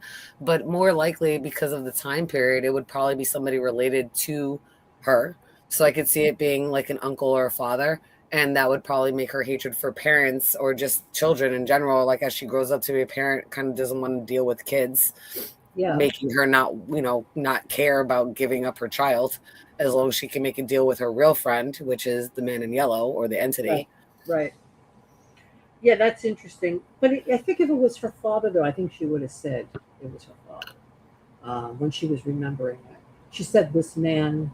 And then he actually did die. The dolls did come out. But you're right. I mean, he could have been like an uncle. He had to be somebody who knew her pretty well, right? It couldn't just be some villager who didn't really know her. So it was somebody close to her. Agreed. Yeah. And, yeah, maybe she just hated parents, She grew up. We don't know her story yet, but it's going to be interesting to see it. I like it. Now, with Randall, why does he always stand like the cowboy monster? I just think he's just trying to be macho. The actor, he's playing the character that way. I think I posed the question whether Randall made his own deal. I mean, he came back. Could he have made a deal and not be saying anything to anybody, and that's why he's being so helpful all the time? Yeah. I mean, why would they let him live, right? Well, think about how Clara made the deal. It was just we'll let you go back and we won't fuck you up, but you're gonna have to do a favor for us. And he's probably kind of the way Clara thought it was a dream, didn't really realize what it was. And then, like most demons, they come calling on you when you least expect it. And then that's where you have to, you already sold your soul. Now it's time to pay up. And this is true. People have always thought that dolls contain spirits, right? Dolls are like a container for a spirit. Yeah, I will Yeah, never buy like a used doll from anybody. really. Yeah, that's like something that like we always talk about, like in like it's like a thing in the Caribbean. I'm not saying that people haven't, but like Right, that's right. like I remember my mom was like, we don't get used dolls from like the thrift store or anything like that, or you have to be careful with how they are because you don't know who can have put something into it. What What they could about, and is like it voodoo kind of shit, is it santeria. is it only dolls, or could it be like any used stuff, really? At this point, with everything that you've seen, like you can put it into any object, and as long as the person takes the object, it Right, can go into objects. But for a long time, especially on little kids, it would be, especially girls, it would be dolls. right. Is this like Santeria? It there like it could be a couple of different ideas. I mean, especially the blood and the skulls, but that's it. There's not even just Santeria. There it goes ties back to Africa. There are many things that are across the Caribbean, not just Santeria. Right. There's Uli, that's in Jamaica. There's voodoo, which is more like in Haiti. Hmm. Santerias, across the Hispanic countries. And then there's even more forms that go even back further if Hmm. you go like into South America and Mexico. But again, Africa has their own versions of things. If you go into other countries, China, they have different ideas of this kind of ritual being done Hmm. Right, where, people offer things up to the spirits. I don't want to right, say gods. They really think of these as spirits that have become gods. And right. they're really more like a lot of people would see them as demonic entities that are moving Hmm. up in the ranks of hell. Right, right. Yeah, voodoo, hoodoo, Vandu, Vadu, London. Vandan. Right. Yeah, so it's interesting. Yeah, so dolls, people have really been. Beehive says, I bought so many used dolls in my life. Yeah, That's interesting. yeah. Uh, I remember going to like garage sales, and my mom, I would like, you'd see dolls, or whatever. My mom would be yeah, like, yeah. no, not like any kind of like stuffed doll or anything like that. Absolutely not. Like GI Joe figures, because I used to love GI Joe. I was like a tomboy. My mom was like fine with that. But when it came to like dolls, like dolls, like cloth dolls or like rag Right, dolls or anything that right. was like not a plastic doll, like a regular doll, my mom was like, no, like Wow. we just that was something like that was just passed down. You don't do that because you don't know who's put a curse on that'll for you. Right, right. Yeah, so those were rag dolls that she had. So it's very possible that, but I like what you said. I think it was Beehive that said it. Yeah, beehive. Yeah, that he sensed her evil, but he didn't know it was coming from her, right? But Right. that's what it was. He was afraid of her, but he thought it was the dolls. Yeah. I So agree. it's interesting. Randall, I do agree. I think he made a deal. He made a bargain. There's Yeah, no way maybe they not would have let made him. the bargain, but like accepted something to get out of that. Oh yeah, yeah. They said, "Look, you want to live. This is what you have to do." Yeah. That's why you notice Randall kind of stays away from everybody. Right. He's been at the clinic, and he's only been with Julie. That's it. He doesn't bother with anybody else. Right. And he kind of helped Bhakta because he knows like he'll get tasks to do independently, like cut up these, like he won't have to talk to anybody. And Right, who's going to talk to somebody that's like wielding a knife? Like right. you're not trying to have like conversation, like, you know what I mean? So Yeah, there's smart moves. Like, plus he always originally stayed away, right? He was in the bus for how fucking yeah, yeah, so he's yeah. always been very isolated. So he would be a good target to be like, listen, if you want to live, we won't touch you for, but we might ask something of you one day. Right. And he's probably like, Exactly. what? Oh, yeah, yeah, yeah, yeah, yeah, yeah. I just don't want to die. You know what I mean? Like I could see that happening because that's kind of the assumption we have that Yeah. was made with Clara, right? Right. Right. Exactly. So again, they're not like moles. They're more like sleeper agents. They're more like, you don't know when they're going to be called upon. And I think that's why they're always like Claire is always popping in at the wrong time because I think she's trying to be overly helpful Hmm. because she probably has a guilty conscience. And same thing, Randall's probably the opposite. Instead of wanting to pop in randomly, I think he wants to just stay away and be secluded because he's like, the less I'm around people, maybe they won't call on me to do any fucking favors because I don't know Right. anything, I'm not around anybody, I can't hurt nobody. And Right. that's probably why he fought so hard to, not to continue with Julie. Is Hmm. like, imagine they tell me don't pull her out this time. Right. Right. Right. Especially after like she was like freaking out because something touched, the whatever, and like cutting her hair, and he's like, maybe I can't keep doing it. What if that waitress monster comes and tells me, like, remember when I let you go? Well, this time when she goes into the ruins, don't pull her out. And Randall's probably like, I can't do that, so we're done. I'm just gonna stick to myself and probably start an argument. Right, exactly. Yeah, he's guilty. Definitely, Randall was. He's going to have to do something for them. Right. Clara was not a mole up until the last episode because she didn't really know if this was really true. She said, "I thought I dreamt it." Right. So she wasn't reporting anything back. She was being herself. But now she's a mole. Right. And now she's guilty. I don't know. I would like to see a flashback on that. Really, that whole encounter she had with the man in yellow was crazy. Seriously, we need to see that. So, guys, please like the stream. Please like it. We're going to start wrapping up because we're on like 4 hours here. But I do want to let you know that next week we will be having a live stream. Next Wednesday, July 22nd, we're going to be reviewing the movie Obsession. Obsession had a very successful theatrical run, and now it's going to be shown on Peacock on Friday. It's going to start airing on Peacock. So if you have Peacock, you could watch it. If you've seen it in the theaters, you could attend the stream.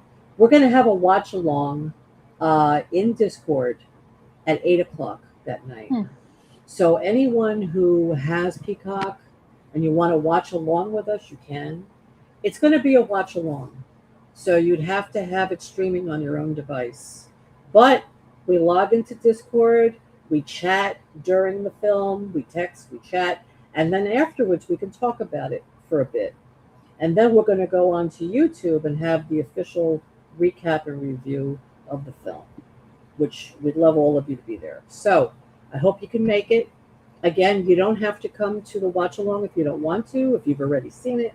But if you haven't seen it and you have Peacock, then you're welcome to join us for the watch along. And that will start at 8 o'clock.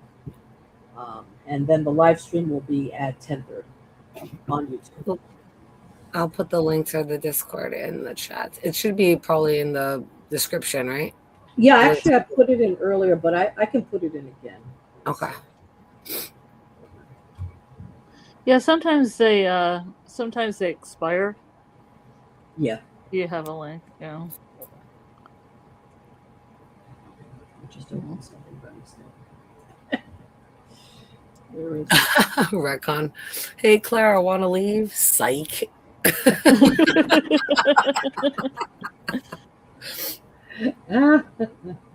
Yeah, does she really think that that man in yellow is going to let her leave? I mean, does she really believe that? All right, Yeah, let's they all have naive moments, I guess.